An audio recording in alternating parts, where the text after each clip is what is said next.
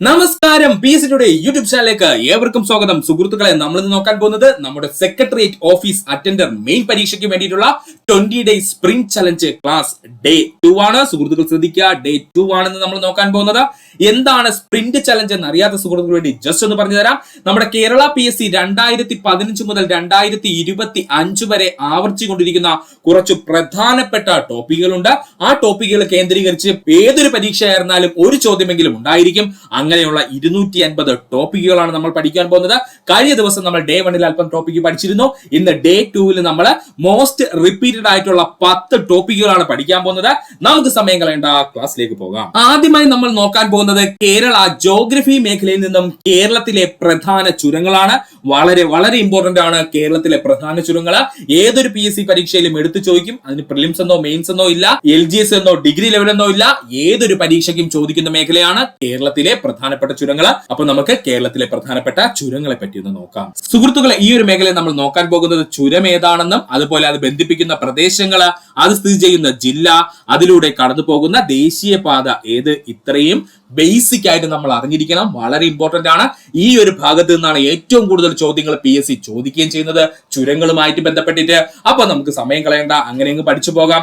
ആദ്യമായി പഠിക്കേണ്ട ചുരമാണ് പാലക്കാട് ചുരം. ഏതാണ്? പാലക്കാട് ചുരം. പാലക്കാട് ചുരം ബന്ധിപ്പിക്കുന്ന പ്രദേശങ്ങൾ പാലക്കാടിനെയും കോയമ്പത്തൂരിനെയും, ഇല്ലെങ്കിൽ നമ്മൾ പറയും പാലക്കാടിനെയും തമിഴ്നാടിനെയും തമ്മിലെന്നും കാണാറുണ്ട് കേട്ടോ. അപ്പോ പാലക്കാട് ചുരം ബന്ധിപ്പിക്കുന്ന പ്രദേശങ്ങൾ ഏതൊക്കെയാ? പാലക്കാടിനെയും കോയമ്പത്തൂരിനെയും തമ്മിലാണ്. പാലക്കാട് ചുരം സ്ഥിതി ചെയ്യുന്ന ജില്ല പാലക്കാട് ജില്ല തന്നെയാണ്. പാലക്കാട് ചുരം സ്ഥിതി ചെയ്യുന്ന ജില്ല ഏതാണ്? പാലക്കാട് ജില്ല തന്നെയാണ്. പാലക്കാട് ചുരത്തിലൂടെ കടന്നു പോകുന്ന ദേശീയപാത NH 544. ഇമ്പോർട്ടന്റ് ആണ്, വ്യക്തമായിട്ട് ഇവിടെ വെച്ച് പഠിച്ചു പോണം. പാലക്കാട് ചുരം കടന്നു പോകുന്ന ദേശീയപാത ഏതാ? NH 544 ആണ്. ഒന്നുകൂടി പറയാം, പാലക്കാട് ചുരത്തെ പറ്റിയാണ് നമ്മൾ പറഞ്ഞുകൊണ്ടിരുന്നത്. പാലക്കാട് ചുരം എവിടെയൊക്കെയാ ബന്ധിപ്പിക്കുന്നത്? പാലക്കാടിനെ കോയമ്പത്തൂരുമായി ബന്ധിപ്പിക്കുന്നു. ഇത് സ്ഥിതി ചെയ്യുന്ന ജില്ല ഏതാണ്? പാലക്കാട് ജില്ലയിൽ തന്നെയാണ്.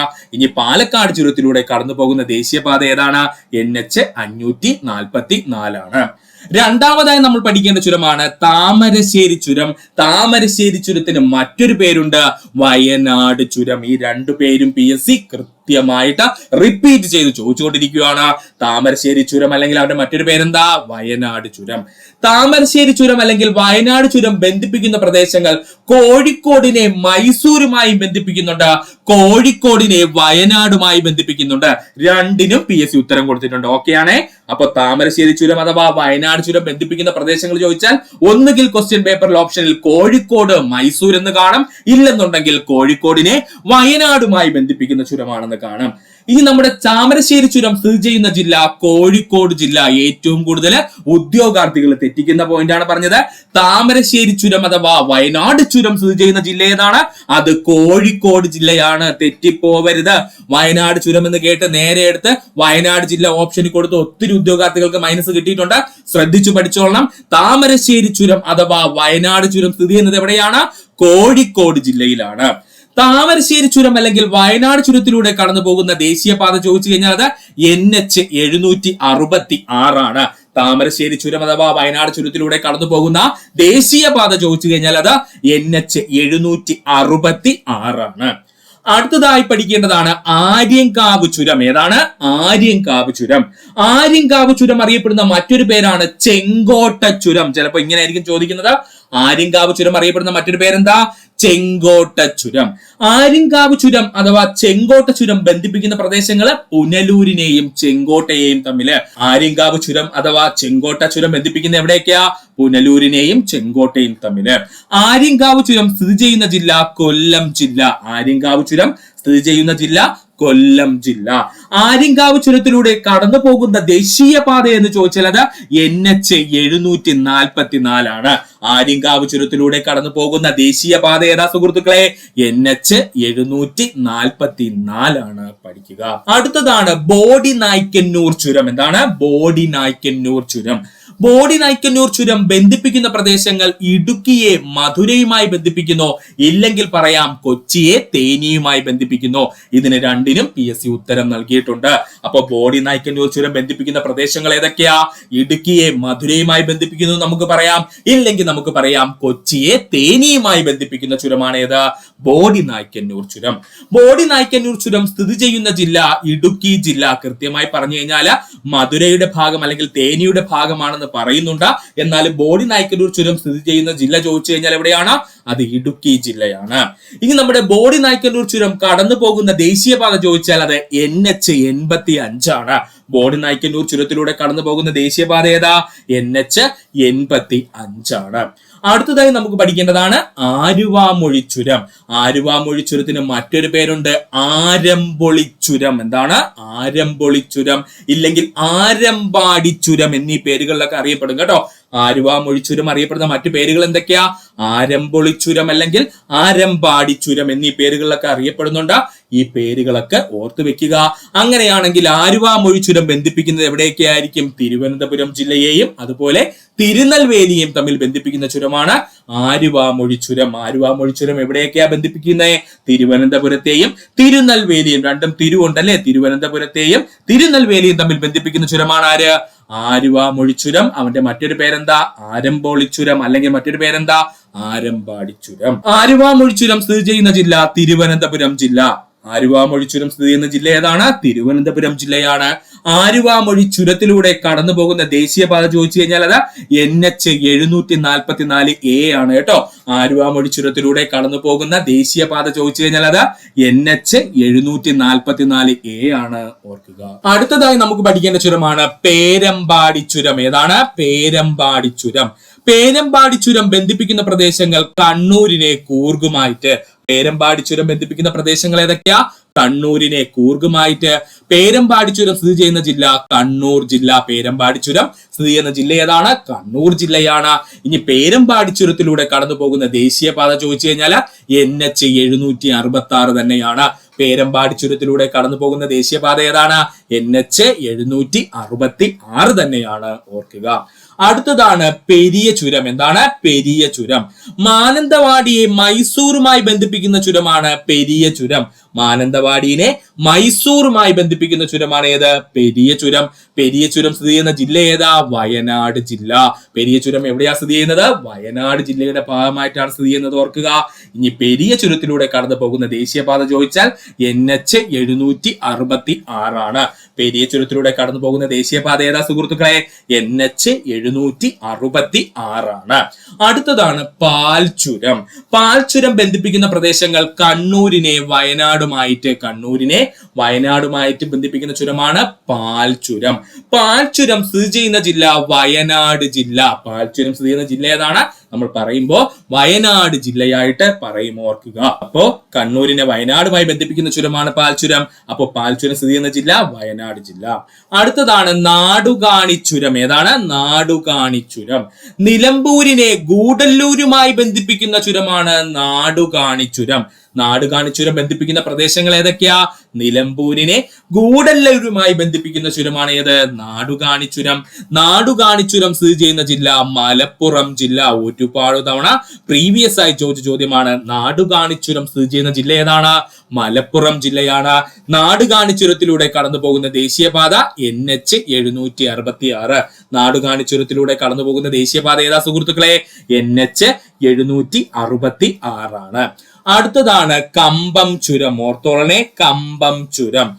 തൊടുപുഴയെ തേനിയുമായി ബന്ധിപ്പിക്കുന്ന ചുരമാണ് കമ്പം ചുരം. തൊടുപുഴയെ തേനിയുമായി ബന്ധിപ്പിക്കുന്ന ചുരം ഏതാണ്? കമ്പം ചുരമാണ്. കമ്പം ചുരം സ്ഥിതി ചെയ്യുന്ന ജില്ല ഇടുക്കി ജില്ല. കമ്പം ചുരം സ്ഥിതി ചെയ്യുന്ന ജില്ല ഏതാണ്? ഇടുക്കി ജില്ലയാണ്. ഒന്നുകൂട്ടി പറയാം സുഹൃത്തുക്കളെ, ശ്രദ്ധിക്കുക. പേരമ്പാടി ചുരം ബന്ധിപ്പിക്കുന്ന പ്രദേശങ്ങൾ കണ്ണൂരിനെ കൂർഗുമായി ബന്ധിപ്പിക്കുന്നു. പേരമ്പാടി ചുരം സ്ഥിതി ചെയ്യുന്ന ജില്ല കണ്ണൂർ ജില്ല. പേരമ്പാടി ചുരത്തിലൂടെ കടന്നു പോകുന്ന ദേശീയപാത NH 766 ആണ്. പെരിയ ചുരം ബന്ധിപ്പിക്കുന്ന പ്രദേശങ്ങൾ മാനന്തവാടിയെ മൈസൂരുമായി ബന്ധിപ്പിക്കുന്നു. സ്ഥിതി ചെയ്യുന്ന ജില്ല വയനാട് ജില്ല. കടന്നു പോകുന്ന ദേശീയപാത NH 766 തന്നെയാണ്. പാൽച്ചുരം ബന്ധിപ്പിക്കുന്ന പ്രദേശങ്ങൾ കണ്ണൂരിനെ വയനാടുമായി ബന്ധിപ്പിക്കുന്നു. പാൽച്ചുരം സ്ഥിതി ചെയ്യുന്ന ജില്ല വയനാട് ജില്ല. നാടുകാണിച്ചുരം. നാടുകാണിച്ചുരം ബന്ധിപ്പിക്കുന്ന പ്രദേശങ്ങൾ നിലമ്പൂരിനെ ഗൂഡല്ലൂരുമായി ബന്ധിപ്പിക്കുന്നു. നാടുകാണിച്ചുരം സ്ഥിതി ചെയ്യുന്ന ജില്ല മലപ്പുറം ജില്ല. നാടുകാണിച്ചുരത്തിലൂടെ കടന്നു പോകുന്ന ദേശീയ പാത എന്ന് ചോദിച്ചാൽ അത് NH 766 ആണ്. അടുത്തതാണ് കമ്പം ചുരം. കമ്പം ചുരം ബന്ധിപ്പിക്കുന്ന പ്രദേശങ്ങൾ തൊടുപുഴയെ തേനിയുമായിട്ട് ബന്ധിപ്പിക്കുന്നു. സ്ഥിതി ചെയ്യുന്ന ജില്ല ഏതാ? ഇടുക്കി ജില്ലയാണ്, ഓർക്കുക. ഇനി നമുക്ക് ഇന്ത്യൻ ജോഗ്രഫിയുമായി ബന്ധപ്പെട്ടുകൊണ്ട് ഇന്ത്യൻ തടാകങ്ങളെ പറ്റിയിട്ടാണ് പഠിക്കേണ്ടത്. ഈ കഴിഞ്ഞ കുറച്ച് PSC എക്സാമുകളിൽ ഇന്ത്യൻ തടാകങ്ങൾ കൂടുതലായിട്ട് ചോദിച്ചു കണ്ടിരുന്നു. അതുകൊണ്ട് നമുക്ക് പഠിക്കാം ഇന്ത്യൻ തടാകങ്ങൾ. ആദ്യമായി നമുക്ക് പഠിക്കേണ്ട തടാകമാണ് ചിൽക്ക തടാകം. ഏതാണ്? ചിൽക്ക തടാകം. ചിൽക്ക തടാകം സ്ഥിതി ചെയ്യുന്ന സംസ്ഥാനം ഒഡീഷ സംസ്ഥാനം. ചിൽക്ക തടാകം സ്ഥിതി ചെയ്യുന്ന സംസ്ഥാനം ഏതാ? ഒഡീഷ സംസ്ഥാനം. ഇന്ത്യയിലെ ഏറ്റവും വലിയ തടാകം എന്നറിയപ്പെടുന്നത് ചിൽക്ക തടാകം. ഇന്ത്യയിലെ ഏറ്റവും വലിയ തടാകം എന്നറിയപ്പെടുന്നത് ഏതാ? ചിൽക്ക തടാകമാണ്. ഇന്ത്യയിൽ ഏറ്റവും വലിയ ലവണ തടാകം എന്നറിയപ്പെടുന്നത് ചിൽക്ക തടാകം. ഇന്ത്യയിലെ ഏറ്റവും വലിയ ലവണ തടാകം എന്നറിയപ്പെടുന്നത് ഏതാ? ചിൽക്ക തടാകമാണ്. ഇന്ത്യയിൽ തീരപ്രദേശത്തിനോട് ചേർന്ന് കാണപ്പെടുന്ന ഏറ്റവും വലിയ തടാകം എന്നറിയപ്പെടുന്നത് ചിൽക്ക തടാകം. ഇന്ത്യയില് തീരപ്രദേശത്തിന്റെ ഭാഗമായിട്ട് അല്ലെങ്കിൽ തീരപ്രദേശത്തിനോട് ചേർന്ന് കാണപ്പെടുന്ന ഏറ്റവും വലിയ തടാകം എന്നറിയപ്പെടുന്നത് ഏതാ? ചിൽക്ക തടാകമാണ്. റംസാർ പട്ടികയിൽ ഇടം നേടിയ ആദ്യ ഇന്ത്യൻ തണ്ണീർത്തടം എന്നറിയപ്പെടുന്നത് ചിൽക്ക തടാകം. റംസാർ പട്ടികയിൽ ഇടം നേടിയ ആദ്യ ഇന്ത്യൻ തണ്ണീർത്തടം എന്നറിയപ്പെടുന്നത് ഏതാ? ചിൽക്ക തടാകമാണ്. ചെമ്മീൻ വളർത്തലിന് പ്രശസ്തമായ ഇന്ത്യൻ തടാകം ചിൽക്ക തടാകം. ഓർത്തോളണേ, ചെമ്മീൻ വളർത്തലിന് പ്രശസ്തമായ ഇന്ത്യൻ തടാകം എന്ന് ചോദിച്ചാൽ അത് ചിൽക്ക തടാകമാണ്. ഹണിമൂൺ ദ്വീപ്, ബ്രേക്ക്ഫാസ്റ്റ് ദ്വീപ്, നൽബാന ദ്വീപ്, പരീക്കുട്ട് ദ്വീപ് എന്നിവ കാണപ്പെടുന്ന തടാകം ചിൽക്ക തടാകം. ഈ പറഞ്ഞിരിക്കുന്ന 4 പ്രധാനപ്പെട്ട ദ്വീപും പഠിച്ചോളണേ. ഹണിമൂൺ ദ്വീപ്, ബ്രേക്ക്ഫാസ്റ്റ് ദ്വീപ്, നൽബാന ദ്വീപ്, പരീക്കുട്ട് ദ്വീപ് എന്നിവ സ്ഥിതി ചെയ്യുന്ന തടാകം ഏതാ? ചിൽക്ക തടാകമാണ്. നൽബാന പക്ഷി വളർത്തൽ കേന്ദ്രം സ്ഥിതി ചെയ്യുന്ന തടാകം ചോദിച്ചാൽ അത് ചിൽക്ക തടാകം. നൽബാന പക്ഷി വളർത്തൽ കേന്ദ്രം സ്ഥിതി ചെയ്യുന്ന തടാകം ചോദിച്ചാൽ അത് ചിൽക്ക തടാകമാണ്. അതുപോലെ ഡെസ്റ്റിനേഷൻ ഫ്ലൈവേഴ്സിൽ ഇടം നേടിയ ഒരേ ഒരു ഇന്ത്യൻ തടാകം എന്നറിയപ്പെടുന്നത് ചിൽക്ക തടാകമാണ്. ഡെസ്റ്റിനേഷൻ ഫ്ലൈവേഴ്സിൽ ഇടം നേടിയ ഒരേ ഒരു ഇന്ത്യൻ തടാകം എന്നറിയപ്പെടുന്ന ഏതാ? ചിൽക്ക തടാകമാണ്. പണ്ട് പോലെ നമ്മൾ പഠിക്കുന്നതാണ്. ഒന്നുകൂടി പറയാം സുഹൃത്തുക്കളെ, ശ്രദ്ധിക്കുക. ചിൽക്ക തടാകത്തെ പറ്റിയാണ് നമ്മൾ പറഞ്ഞുകൊണ്ടിരുന്നത്. ചിൽക്ക തടാകം സ്ഥിതി ചെയ്യുന്ന സംസ്ഥാനം ഏതാ? ഒഡീഷയാണ്. ഇന്ത്യയിലെ ഏറ്റവും വലിയ തടാകം എന്നറിയപ്പെടുന്നത് ചിൽക്ക തടാകം. ഇന്ത്യയിലെ ഏറ്റവും വലിയ ലവണ തടാകം എന്നറിയപ്പെടുന്നത് ചിൽക്ക തടാകം. ഇന്ത്യയിൽ തീരപ്രദേശത്ത് അല്ലെങ്കിൽ തീരപ്രദേശത്തിനോട് ചേർന്ന് കാണപ്പെടുന്ന ഏറ്റവും വലിയ തടാകം എന്നറിയപ്പെടുന്നത് ചിൽക്ക തടാകം. റംസാർ പട്ടികയിൽ ഇടം നേടിയ ആദ്യ ഇന്ത്യൻ തണ്ണീർത്തടം എന്നറിയപ്പെടുന്നത് ചിൽക്ക തടാകം. ചെമ്മീൻ വളർത്തലിന് പ്രശസ്തമായ ഇന്ത്യൻ തടാകം ചിൽക്ക തടാകം. ഹണിമൂൺ ദ്വീപ്, ബ്രേക്ക്ഫാസ്റ്റ് ദ്വീപ്, നൽബാന ദ്വീപ്, പരീക്കുട്ട് ദ്വീപ് എന്നിവ സ്ഥിതി ചെയ്യുന്ന തടാകം ചോദിച്ചാൽ ചിൽക്ക തടാകമാണ്. നൽബാന പക്ഷി വളർത്തൽ കേന്ദ്രം സ്ഥിതി ചെയ്യുന്ന തടാകം ചിൽക്ക തടാകം.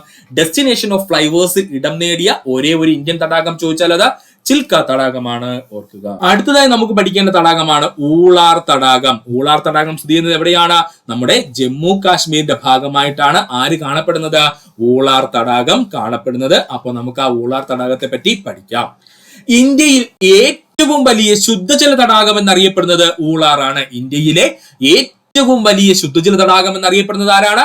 ഊളാറാണ്. ഇന്ത്യയിൽ ഏറ്റവും ഉയരത്തിൽ സ്ഥിതി ചെയ്യുന്ന ശുദ്ധജല തടാകം ഊളാറാണ്. ഇന്ത്യയിലെ ഏറ്റവും ഉയരത്തിൽ സ്ഥിതി ചെയ്യുന്ന ശുദ്ധജല തടാകമാണെങ്കിൽ അതാരാണ്?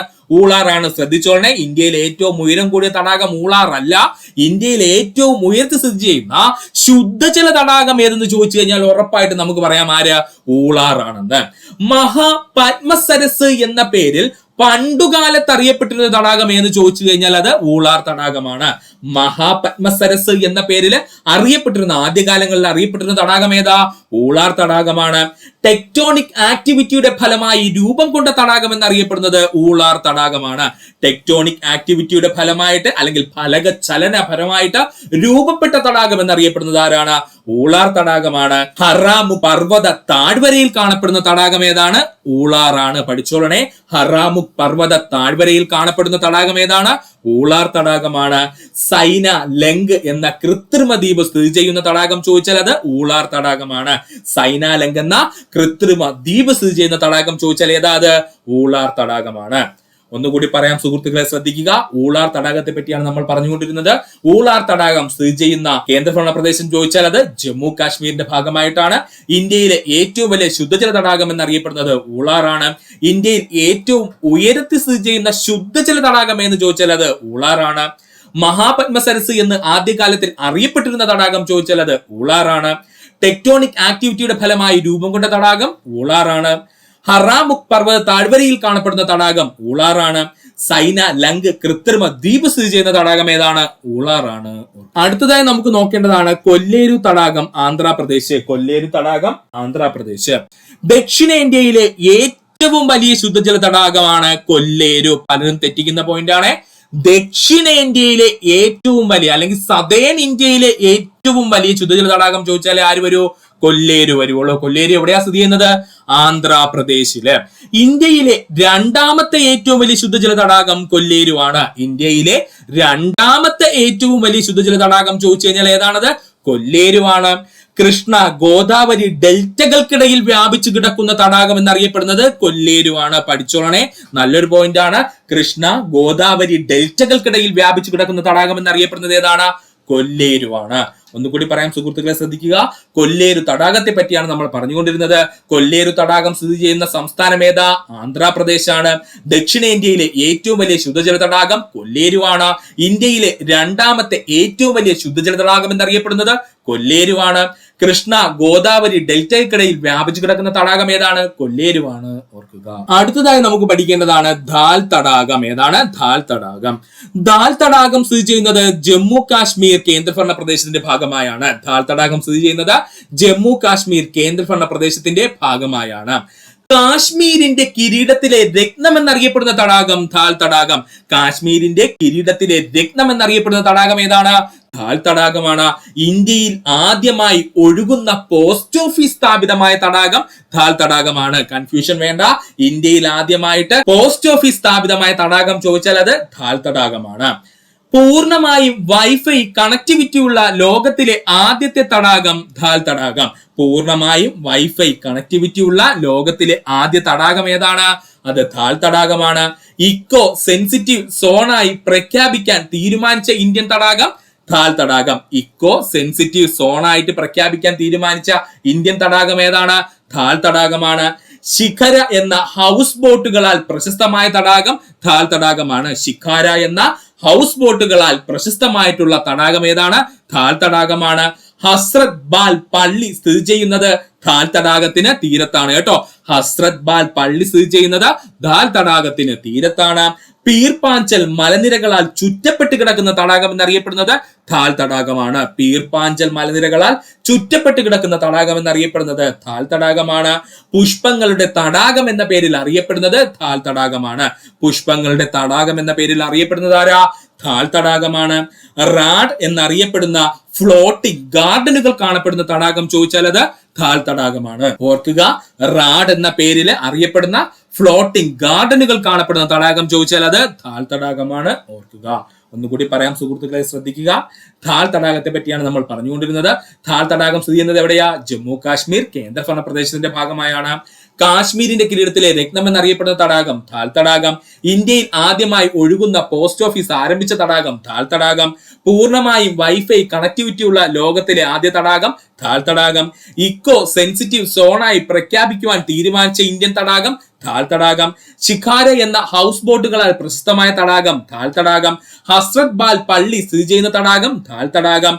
പീർപ്പാഞ്ചൽ മലനിരകളാൽ ചുറ്റപ്പെട്ട് കിടക്കുന്ന തടാകം ധാൽ തടാകം. പുഷ്പങ്ങളുടെ തടാകം എന്ന പേരിൽ അറിയപ്പെടുന്നത് ധാൽ തടാകം. റാഡ് എന്നറിയപ്പെടുന്ന ഫ്ലോട്ടിംഗ് ഗാർഡനുകൾ കാണപ്പെടുന്ന തടാകം ഏതാണ്? ധാൽ തടാകമാണ്. പഠിക്കുക. അടുത്തതായി നമുക്ക് നോക്കാനുള്ളതാണ് ലോക്തക് തടാകം. ഏതാണ് ലോക്തക് തടാകം? ലോക്തക് തടാകം സ്ഥിതി ചെയ്യുന്ന സംസ്ഥാനം ചോദിച്ചാൽ അത് മണിപ്പൂരാണ്. മണിപ്പൂരിൽ തന്നെ മോർ റിയാങ് എന്ന് പറയുന്ന സ്ഥലത്താണ് കേട്ടോ ഇത് സ്ഥിതി ചെയ്യുന്നത്. അപ്പോൾ ലോക്തക് തടാകം സ്ഥിതി ചെയ്യുന്ന സംസ്ഥാനം ഏതാണ്? മണിപ്പൂരാണ്. മണിപ്പൂരിലെ തന്നെ മോർ റിയാങ് എന്ന് പറയുന്ന പ്രദേശത്താണ് ഇത് സ്ഥിതി ചെയ്യുന്നത്. വടക്ക് കിഴക്കൻ ഇന്ത്യയിലെ ഏറ്റവും വലിയ ശുദ്ധജല തടാകം എന്നറിയപ്പെടുന്നത് ലോക്തക് തടാകമാണ്. വടക്ക് കിഴക്കൻ ഇന്ത്യയിലെ ഏറ്റവും വലിയ ശുദ്ധജല തടാകം എന്നറിയപ്പെടുന്നത് ലോക്തക് തടാകമാണ്. ഒഴുകുന്ന തടാകം എന്ന പേരിൽ അറിയപ്പെടുന്നത് ലോക്തക് തടാകമാണ്. ഒഴുകുന്ന തടാകം എന്ന പേരിൽ അറിയപ്പെടുന്നത് ലോക്തക് തടാകമാണ്. ഇന്ത്യയിലെ ആദ്യത്തെ ഒഴുകുന്ന പ്രാഥമിക വിദ്യാലയം സ്ഥിതി ചെയ്യുന്ന തടാകം ചോദിച്ചാൽ അത് ലോക്തക് തടാകമാണ്. ഇതാണ് പറഞ്ഞത്, തെറ്റിപ്പോവരുതെന്ന്. കാര്യം എന്താണ്, ഈ ലോക്തക് തടാകവുമായി ബന്ധപ്പെട്ട് കുറെ ഒഴുകുന്ന കാര്യങ്ങൾ നമ്മൾ പറയുന്നുണ്ട്. അതിനകത്ത് കൊണ്ടുവന്ന് പോസ്റ്റ് ഓഫീസ് ഇട്ടു കൊടുക്കരുത്. പോസ്റ്റ് ഓഫീസ് എവിടെയാണ് വന്നത്? ആദ്യത്തെ ഒഴുകുന്ന പോസ്റ്റ് ഓഫീസ് അത് ദാൽ തടാകത്തിലാണ്. ഇവിടെ നമ്മൾ എന്താ പറഞ്ഞത്, ഇന്ത്യയിലെ ആദ്യത്തെ ഒഴുകുന്ന പ്രാഥമിക വിദ്യാലയം സ്ഥിതി ചെയ്യുന്ന തടാകം ചോദിച്ചാൽ അത് ലോക്തക് തടാകമാണ്. വടക്ക് കിഴക്കൻ സംസ്ഥാനങ്ങളിലെ ആദ്യ ഒഴുകുന്ന വാട്ടർ ഹാൻഡ്ലൂം ഹട്ട് നിലവിൽ വന്ന തടാകം ചോദിച്ചാൽ അത് ലോക്തക് തടാകമാണ്. വടക്ക് കിഴക്കൻ സംസ്ഥാനങ്ങളിലെ ആദ്യ ഒഴുകുന്ന വാട്ടർ ഹാൻഡ്ലൂം ഹട്ട് നിലവിൽ വന്ന തടാകം ലോക്തക് തടാകമാണ്. ലോകത്തിലെ ഒരേ ഒരു ഒഴുകുന്ന ദേശീയോദ്യാനമായ കെയ്ബുൾ ലംചാവോ സ്ഥിതി ചെയ്യുന്ന തടാകം ലോക്തക് തടാകമാണ്. ഒരുപാട് തവണ PSC പ്രീവിയസ് ആയി ചോദിച്ചതാണ്. ലോകത്തിലെ ഒരേ ഒരു ഒഴുകുന്ന ദേശീയോദ്യാനം ഏതാ? കെയ്ബുൾ ലംചാവോ ദേശീയോദ്യാനമാണ്. അത് സ്ഥിതി ചെയ്യുന്ന തടാകം ഏതാണ്? അതും ലോക്തക് തടാകമാണ്. ഇന്ത്യയിലെ ആദ്യ പൊങ്ങിക്കിടക്കുന്ന ലബോറട്ടറി സ്ഥാപിതമായ തടാകം ചോദിച്ചാൽ അത് ലോക്തക് തടാകമാണ്. ഇന്ത്യയിലെ ആദ്യ പൊങ്ങിക്കിടക്കുന്ന ലബോറട്ടറി സ്ഥാപിതമായ തടാകം ഏതാ? അതും ലോക്തക് തടാകം തന്നെയാണ്. ഒന്നുകൂടി പറയാം സുഹൃത്തുക്കളെ, ശ്രദ്ധിക്കുക. ലോക്തക് തടാകത്തെ പറ്റിയാണ് നമ്മൾ പറഞ്ഞുകൊണ്ടിരുന്നത്. ലോക്തക് തടാകം സ്ഥിതി ചെയ്യുന്നത് മണിപ്പൂരിലാണ്. മണിപ്പൂരിൽ എവിടെയാ? മോർ റിയാങ് എന്ന് പറയുന്ന പ്രദേശത്താണ്. വടക്കു കിഴക്കൻ ഇന്ത്യയുടെ ഏറ്റവും വലിയ ശുദ്ധജല തടാകം എന്നറിയപ്പെടുന്നത് ലോക്തക് തടാകമാണ്. ഒഴുകുന്ന തടാകം എന്ന പേരിൽ അറിയപ്പെടുന്നത് ലോക്തക് തടാകമാണ്. ഇന്ത്യയിലെ ആദ്യത്തെ ഒഴുകുന്ന പ്രാഥമിക വിദ്യാലയം സ്ഥിതി ചെയ്യുന്ന തടാകം ലോക്തക് തടാകമാണ്. വടക്കു കിഴക്കൻ സംസ്ഥാനങ്ങളിലെ ആദ്യ ഒഴുകുന്ന വാട്ടർ ഹാൻഡ്ലൂം ഹട്ട് നിലവിൽ വന്ന തടാകം ചോദിച്ചാൽ അത് ലോക്തക് തടാകമാണ്. ലോകത്തിലെ ഒരേ ഒരു ഒഴുകുന്ന ദേശീയോദ്യാനമായ കെയ്ബുൾ ലംചാവോ ദേശീയോദ്യാനം സ്ഥിതി ചെയ്യുന്ന തടാകം ചോദിച്ചാൽ അത് ലോക്തക് തടാകമാണ്. ഇന്ത്യയിലെ ആദ്യ പൊങ്ങിക്കിടക്കുന്ന ലബോറട്ടറി സ്ഥാപിതമായ തടാകം ലോക്തക് തടാകമാണ്. ഓർക്കുക. അടുത്തതായി നമുക്ക് പഠിക്കേണ്ട തടാകമാണ് ലോണാർ തടാകം. ഏതാണ്? ലോണാർ തടാകം. ലോണാർ തടാകം സ്ഥിതി ചെയ്യുന്നത് മഹാരാഷ്ട്രയിലാണ്. ലോണാർ തടാകം സ്ഥിതി ചെയ്യുന്നത് എവിടെയാണ്? മഹാരാഷ്ട്ര സംസ്ഥാനത്തിലാണ്. ഉൽക്കാപതന ഫലമായി ഇന്ത്യയിൽ രൂപം കൊണ്ട തടാകം ലോണാർ തടാകം. ഉൽക്കാപതന ഫലമായി ഇന്ത്യയിൽ രൂപം കൊണ്ട തടാകം എന്നറിയപ്പെടുന്നത് ലോണാർ തടാകമാണ്. ബസാൾട്ട് ശിലയിൽ സ്ഥിതി ചെയ്യുന്ന ലോകത്തിലെ തന്നെ ഒരേ ഒരു ഉപ്പ് തടാകം എന്നറിയപ്പെടുന്നത് ലോണാർ തടാകമാണ്. ഓർത്തോളനെ, ബസാൾട്ട് ശിലയിൽ സ്ഥിതി ചെയ്യുന്ന ലോകത്തിലെ ഒരേ ഒരു ഉപ്പ് തടാകം എന്നറിയപ്പെടുന്നത് ലോണാർ തടാകമാണ്. ലിറ്റിൽ ലോണാർ എന്ന പേരിൽ അറിയപ്പെടുന്ന തടാകം ആംബർ തടാകം. ഓർത്തോളനെ, ലിറ്റിൽ ലോണാർ എന്ന പേരിൽ അറിയപ്പെടുന്ന തടാകം ഏതാണ്? ആംബർ തടാകമാണ്. അപ്പൊ നമ്മൾ ലോണാർ തടാകത്തെ പറ്റിയാണ് പറഞ്ഞുകൊണ്ടിരുന്നത്. ലോണാർ തടാകം സ്ഥിതി ചെയ്യുന്നത് എവിടെയാ? മഹാരാഷ്ട്രയിലാണ്. ഉൽക്കാപതന ഫലമായി ഇന്ത്യയിൽ രൂപം കൊണ്ട തടാകം എന്നറിയപ്പെടുന്നത് ലോണാർ തടാകം. ബസാൾട്ട് ശിലയിൽ സ്ഥിതി ചെയ്യുന്ന ലോകത്തിലെ തന്നെ ഒരേ ഒരു ഉപ്പ് തടാകം ലോണാർ തടാകം. ലിറ്റിൽ ലോണാർ എന്ന പേരിൽ അറിയപ്പെടുന്ന തടാകം ഏതാണ്? ആംബർ തടാകമാണ്. ഓർക്കുക. അടുത്തതായി നമുക്ക് നോക്കാനുള്ളതാണ് പുലിക്കെട്ട് തടാകം. പുലിക്കെട്ട് തടാകം സ്ഥിതി ചെയ്യുന്നത് എവിടെയാ? ആന്ധ്രാപ്രദേശ് സംസ്ഥാനത്തിലാണ് പുലിക്കെട്ട് തടാകം. പൂർവ്വ തീരത്തെ രണ്ടാമത്തെ ഏറ്റവും വലിയ ലവണ തടാകം എന്നറിയപ്പെടുന്നത് പുലിക്കെട്ട് തടാകം. പൂർവ്വ തീരത്തെ രണ്ടാമത്തെ ഏറ്റവും വലിയ ലവണ തടാകം എന്നറിയപ്പെടുന്നത് ആരാ? പുലിക്കെട്ട് തടാകമാണ്. അങ്ങനെയെങ്കിൽ പൂർവ്വ തീരത്തെ ഏറ്റവും വലിയ ലവണ തടാകം എന്നറിയപ്പെടുന്നത് ആരാ? അത് ചിൽക്കയാണ്. അതാണ് നമ്മൾ നേരത്തെ പറഞ്ഞത്. പൂർവ്വ തീരത്തെ ഏറ്റവും വലിയ, അല്ലെങ്കിൽ ഇന്ത്യയിലെ തന്നെ ഏറ്റവും വലിയ ലവണ തടാകം എന്നറിയപ്പെടുന്നത് ചിൽക്കയാണെങ്കിൽ പൂർവ്വ തീരത്തെ രണ്ടാമത്തെ ഏറ്റവും വലിയ ലവണ തടാകം എന്നറിയപ്പെടുന്നത് ആരാണ്? അത് പുലിക്കെട്ട് തടാകമാണ്. വേണാട് ദ്വീപ്, ശ്രീഹരിക്കോട്ട ദ്വീപ് എന്നിവ സ്ഥിതി ചെയ്യുന്ന തടാകം പുലിക്കെട്ട് തടാകം. വേണാട് ദ്വീപ് അങ്ങ് പഠിച്ചു വെച്ചോളണേ. എല്ലാരും തെറ്റിക്കുന്ന പോയിന്റ് ആണ്. വേണാട് ദ്വീപ്, ശ്രീഹരിക്കോട്ട ദ്വീപ് എന്നിവ സ്ഥിതി ചെയ്യുന്ന തടാകം ഏതാ? പുലിക്കെട്ട് തടാകമാണ്. ബംഗാൾ ഉൾക്കടലിനെയും പുലിക്കെട്ട് തടാകത്തെയും തമ്മിൽ വേർതിരിക്കുന്ന ദ്വീപാണ് ശ്രീഹരിക്കോട്ട ദ്വീപ്. ബംഗാൾ ഉൾക്കടലിനെയും പുലിക്കെട്ട് തടാകത്തെയും തമ്മിൽ വേർതിരിക്കുന്ന ദ്വീപാണ് നമ്മുടെ സ്വന്തം ശ്രീഹരിക്കോട്ട ദ്വീപ്. അതുകൂടെ ഒന്ന് ഓർത്തു വെക്കുക. ഒന്നുകൂടി പറയാം സുഹൃത്തുക്കളെ, ശ്രദ്ധിക്കുക. പുലിക്കെട്ട് തടാകത്തെ പറ്റിയാണ് നമ്മൾ പറഞ്ഞുകൊണ്ടിരുന്നത്. പുലിക്കെട്ട് തടാകം സ്ഥിതി ചെയ്യുന്ന സംസ്ഥാനം ഏതാ? ആന്ധ്രാപ്രദേശാണ്. പൂർവ്വ തീരത്തെ രണ്ടാമത്തെ ഏറ്റവും വലിയ ലവണ തടാകം എന്നറിയപ്പെടുന്നത് പുലിക്കെട്ട് തടാകം.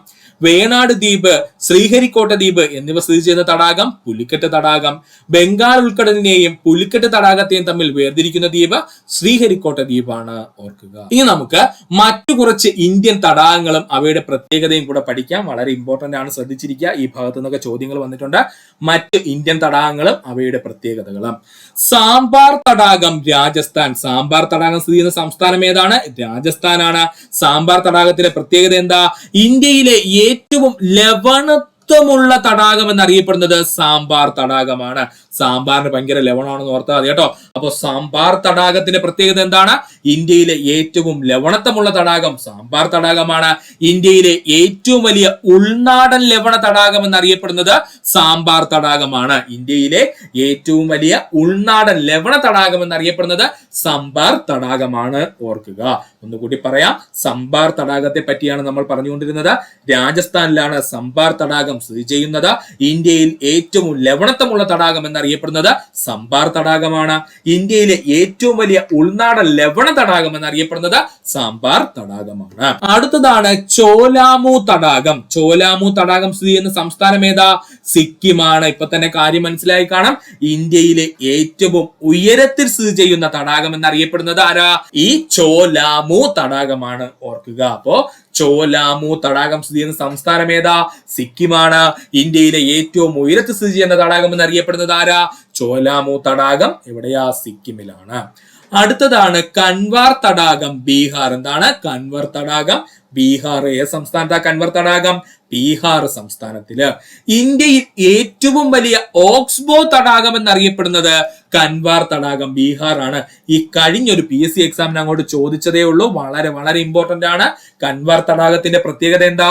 ഇന്ത്യയിലെ ഏറ്റവും വലിയ ഓക്സ്ബോ തടാകം എന്നറിയപ്പെടുന്നത് ഏതാ? കൻവാർ തടാകമാണ്. ഗന്ദകി നദി രൂപീകരിക്കുന്ന ഓക്സ്ബോ തടാകം എന്നറിയപ്പെടുന്നത് കൻവാർ തടാകമാണ്.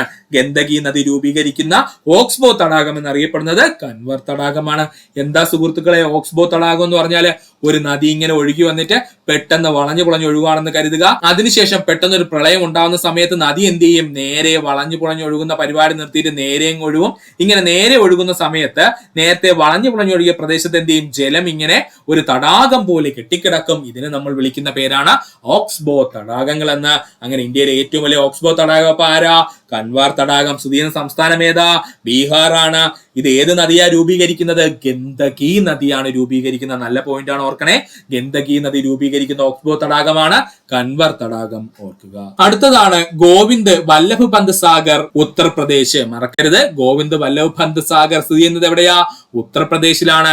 ഇന്ത്യയിലെ ഏറ്റവും വലിയ മനുഷ്യനിർമ്മിത തടാകം എന്നറിയപ്പെടുന്നത് ഗോവിന്ദ് വല്ലഭ് പന്ത് സാഗർ ആണ്. ഓർക്കണേ, ഇന്ത്യയിലെ ഏറ്റവും വലിയ മനുഷ്യനിർമ്മിത തടാകം എന്നറിയപ്പെടുന്നത് ഏതാ? ഗോവിന്ദ് വല്ലഭ് പന്ത് സാഗർ ആണ്. ഇത് സ്ഥിതി ചെയ്യുന്ന സംസ്ഥാനം ഏതാ? ഉത്തർപ്രദേശ് ആണ്. റിഹാന്ത് ഡാമിന്റെ ഭാഗമായി കാണപ്പെടുന്ന തടാകം എന്നറിയപ്പെടുന്നത് ഏതാ? അത് ഈ ഗോവിന്ദ് വല്ലഭ് പന്ത് സാഗർ ആണ്. ഓർക്കുക, അപ്പോ ഗോവിന്ദ് വല്ലഭ് പന്ത് സാഗർ തടാകം രൂപപ്പെട്ടിരിക്കുന്നത് റിഹാന്ത് ഡാമിന്റെ ഭാഗമായിട്ടാണ്. അത് ഓർക്കുക. ഈ ഗോവിന്ദ് വല്ലഭ് പന്ത് സാഗർ സ്ഥിതി ചെയ്യുന്നത് എവിടെയാ? ഉത്തർപ്രദേശിലാണ് ഈ തടാകം സ്ഥിതി ചെയ്യുന്നത്. ഇതിന്റെ ഏറ്റവും വലിയ പ്രത്യേകത എന്താ? ഇന്ത്യയിലെ ഏറ്റവും വലിയ മനുഷ്യനിർമ്മിത അല്ലെങ്കിൽ കൃത്രിമമായി നിർമ്മിച്ച തടാകം എന്നൊക്കെ അറിയപ്പെടുന്നത് ആരാ? നമ്മുടെ ഗോവിന്ദ് വല്ലഭ് പന്ത് സാഗർ തടാകമാണ്. ഓർക്കുക. അടുത്തതാണ് ഗോവിന്ദ് സാഗർ തടാകം, ഹിമാചൽ പ്രദേശ്. രണ്ടും രണ്ടാണ്. ഗോവിന്ദ് സാഗർ തടാകം, ഹിമാചൽ പ്രദേശ്. ഭക്ര ഡാമിന്റെ ഭാഗമായി സ്ഥിതി ചെയ്യുന്ന കൃത്രിമ തടാകം അറിയപ്പെടുന്ന പേരാണ് ഗോവിന്ദ് സാഗർ തടാകം, ഹിമാചൽ പ്രദേശ്. തമ്മിൽ തിരിഞ്ഞു പോകാതിരിക്കാനാണ് ഇവിടെ വെച്ച് തന്നെ പഠിച്ചു പോവുക. ഗോവിന്ദ് സാഗർ തടാകമാണെങ്കിൽ അത് ഹിമാചൽ പ്രദേശ് സംസ്ഥാനത്തിന്റെ ഭാഗമായി സ്ഥിതി ചെയ്യുന്നു. ഇതിന്റെ പ്രത്യേകത എന്താ? ഭക്ര ഡാമിൽ സ്ഥിതി ചെയ്യുന്ന കൃത്രിമ തടാകമാണ് ഏത്? ഗോവിന്ദ് സാഗർ തടാകം. അടുത്തതാണ് നാഗാർജുന സാഗർ തടാകം, തെലുങ്കാന, ആന്ധ്രാപ്രദേശ്. എന്തുകൊണ്ടാ ഇങ്ങനെ പറഞ്ഞിരിക്കുന്നത് ചോദിച്ചാല് ബോർഡർ ഷെയർ ചെയ്യുന്നതിന് ഇടയ്ക്കാണ് ആര് കിടക്കുന്നത്? ഈ നാഗാർജുന സാഗർ തടാകം കിടക്കുന്നത്. അതുകൊണ്ട് ഇത് രണ്ട് സംസ്ഥാനത്തിനും ഒരുപോലെ അവകാശമുള്ളതാണ്. അതുകൊണ്ടാണ് ഇങ്ങനെ എടുത്തു പറഞ്ഞിരിക്കുന്നത്. നാഗാർജുന സാഗർ തടാകം സ്ഥിതി ചെയ്യുന്നത് തെലുങ്കാന, ആന്ധ്രാപ്രദേശ് സംസ്ഥാനങ്ങളുടെ അതിർത്തിയിലാണ്. ദക്ഷിണേന്ത്യയിലെ ഏറ്റവും വലിയ മനുഷ്യനിർമ്മിത തടാകം എന്നറിയപ്പെടുന്നത് നാഗാർജുന സാഗർ തടാകമാണ്. ദക്ഷിണേന്ത്യയിലെ ഏറ്റവും വലിയ മനുഷ്യ നിർമ്മിത തടാകം എന്നറിയപ്പെടുന്നത് നാഗാർജുന സാഗർ തടാകമാണ്. സ്ഥിതി ചെയ്യുന്നത് എവിടെയാ? തെലുങ്കാന, ആന്ധ്രാപ്രദേശ് സംസ്ഥാനങ്ങളുടെ ബോർഡറിലാണ് സ്ഥിതി ചെയ്യുന്നത്. അതും കൂടെ ഓർത്ത് വെക്കുക. അടുത്തതാണ് നൽ സരോവർ തടാകം, ഗുജറാത്ത്. ഏതാണ്? നൽ സരോവർ തടാകം, ഗുജറാത്ത്.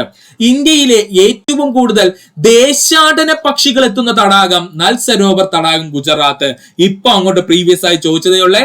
നൽ സരോവർ തടാകം, ഗുജറാത്തിന്റെ പ്രത്യേകത എന്താ? ഇന്ത്യയിലെ ഏറ്റവും കൂടുതൽ ദേശാടന പക്ഷികൾ എത്തുന്ന തടാകം എന്ന് ചോദിച്ചാൽ അത് നൽ സരോവർ തടാകം, ഗുജറാത്ത്.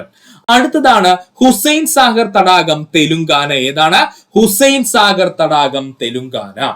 ഇവന്റെ പ്രത്യേകത എന്താന്ന് ചോദിച്ചു കഴിഞ്ഞാല് ഹൈദരാബാദിനെയും സെക്കന്ദരാബാദിനെയും തമ്മിൽ വേർതിരിക്കുന്ന തടാകം എന്നറിയപ്പെടുന്നത് ഹുസൈൻ സാഗർ തടാകമാണ്. പ്രീവിയസ് ആണ്. ഹുസൈൻ സാഗർ തടാകം തെലുങ്കാനയുടെ പ്രത്യേകത എന്താണ്? ഹൈദരാബാദിനെയും സെക്കന്ദരാബാദിനെയും തമ്മിൽ വേർതിരിക്കുന്ന തടാകം എന്നറിയപ്പെടുന്നത് ഹുസൈൻ സാഗർ തടാകമാണ്. മുസി നദിയിൽ നിന്നും ജലം ഒഴുകിയെത്തുന്ന തടാകം എന്നറിയപ്പെടുന്നത് ഹുസൈൻ സാഗർ തടാകം. ഇങ്ങനെയും PSC ചോദിച്ചിട്ടുണ്ട്. മുസി നദിയിൽ നിന്നും ജലം ഒഴുകിയെത്തുന്ന തടാകം എന്നറിയപ്പെടുന്നത് ഹുസൈൻ സാഗർ തടാകമാണ്. ഹുസൈൻ സാഗർ തടാകത്തിന്റെ മധ്യഭാഗത്തായി ശ്രീബുദ്ധ പ്രതിമ സ്ഥിതി ചെയ്യുന്നു. പിക്ചർ എടുത്ത് നോക്കിയാൽ മതി, കാണാൻ നിങ്ങൾക്ക്. ഹുസൈൻ സാഗർ തടാകത്തിന് മധ്യഭാഗത്തായി കാണപ്പെടുന്നത് ആരുടെ പ്രതിമയാ? ശ്രീബുദ്ധന്റെ പ്രതിമയാണ്. അതുകൂടെ ഒന്ന് ഓർത്തു വെക്കുക. അടുത്തതാണ് രൂപകുണ്ട് തടാകം ഉത്തരാഖണ്ഡ്. എന്താണ്? രൂപകുണ്ട് തടാകം ഉത്തരാഖണ്ഡ്. ഇന്ത്യയുടെ അസ്ഥികൂട തടാകം എന്നറിയപ്പെടുന്നത് രൂപകുണ്ട് തടാകം ഉത്തരാഖണ്ഡ്. ഇന്ത്യയുടെ അസ്ഥികൂട തടാകം എന്ന പേരിൽ അറിയപ്പെടുന്നത് ആരാ? രൂപകുണ്ട് തടാകം ഉത്തരാഖണ്ഡ്. രൂപകുണ്ട് തടാകം സ്ഥിതി ചെയ്യുന്നത് എവിടെയാണ്? ഉത്തരാഖണ്ഡിലാണ്. ഇവന്റെ പ്രത്യേകത എന്താ? ഇന്ത്യയുടെ അസ്ഥികൂട തടാകം എന്നറിയപ്പെടുന്നത് ആരാ? ഈ പറഞ്ഞിരിക്കുന്ന രൂപകുണ്ട് തടാകമാണ്. അസ്ഥികൂട തടാകം എന്ന് പറയുന്നതിന് കാരണം ചോദിച്ചാല് ഏകദേശം 1945 അവിടെ ഈ പറഞ്ഞിരിക്കുന്ന രൂപകുണ്ട് തടാകത്തിൽ ഒരു എക്സ്പ്ലോറേഷൻ നടന്നു. അവിടെ വെച്ചിട്ട് ഏകദേശം 10,000 വർഷങ്ങൾക്ക് പഴക്കമുള്ള ഏകദേശം 200ഓളം അസ്ഥികൂടങ്ങള് ശാസ്ത്രജ്ഞർക്ക് ലഭിച്ചു എന്നാണ് പറയുന്നത്. അതുകൊണ്ടാണ് ഇന്ത്യയുടെ അസ്ഥികൂട തടാകം എന്ന് ആരറിയപ്പെടുന്നത്? രൂപകുണ്ട് തടാകം അറിയപ്പെടുന്നത്. ഓർക്കുക. അടുത്തതാണ് ഡുംബൂർ തടാകം ത്രിപുര. എന്താണ്? ഡുംബൂർ തടാകം ത്രിപുര. കേരാദ്വീപ് സ്ഥിതി ചെയ്യുന്ന തടാകം ഡുംബൂർ തടാകം. ഇങ്ങനെയുള്ള ചോദ്യങ്ങൾ നന്നായിട്ട് ഓർത്തു വെക്കുക. PSCക്ക് ഇഷ്ടപ്പെട്ട ചോദ്യങ്ങളാണ് ഇങ്ങനെയുള്ളത്. കേരാദ്വീപ് സ്ഥിതി ചെയ്യുന്ന തടാകം ഏതാണ്?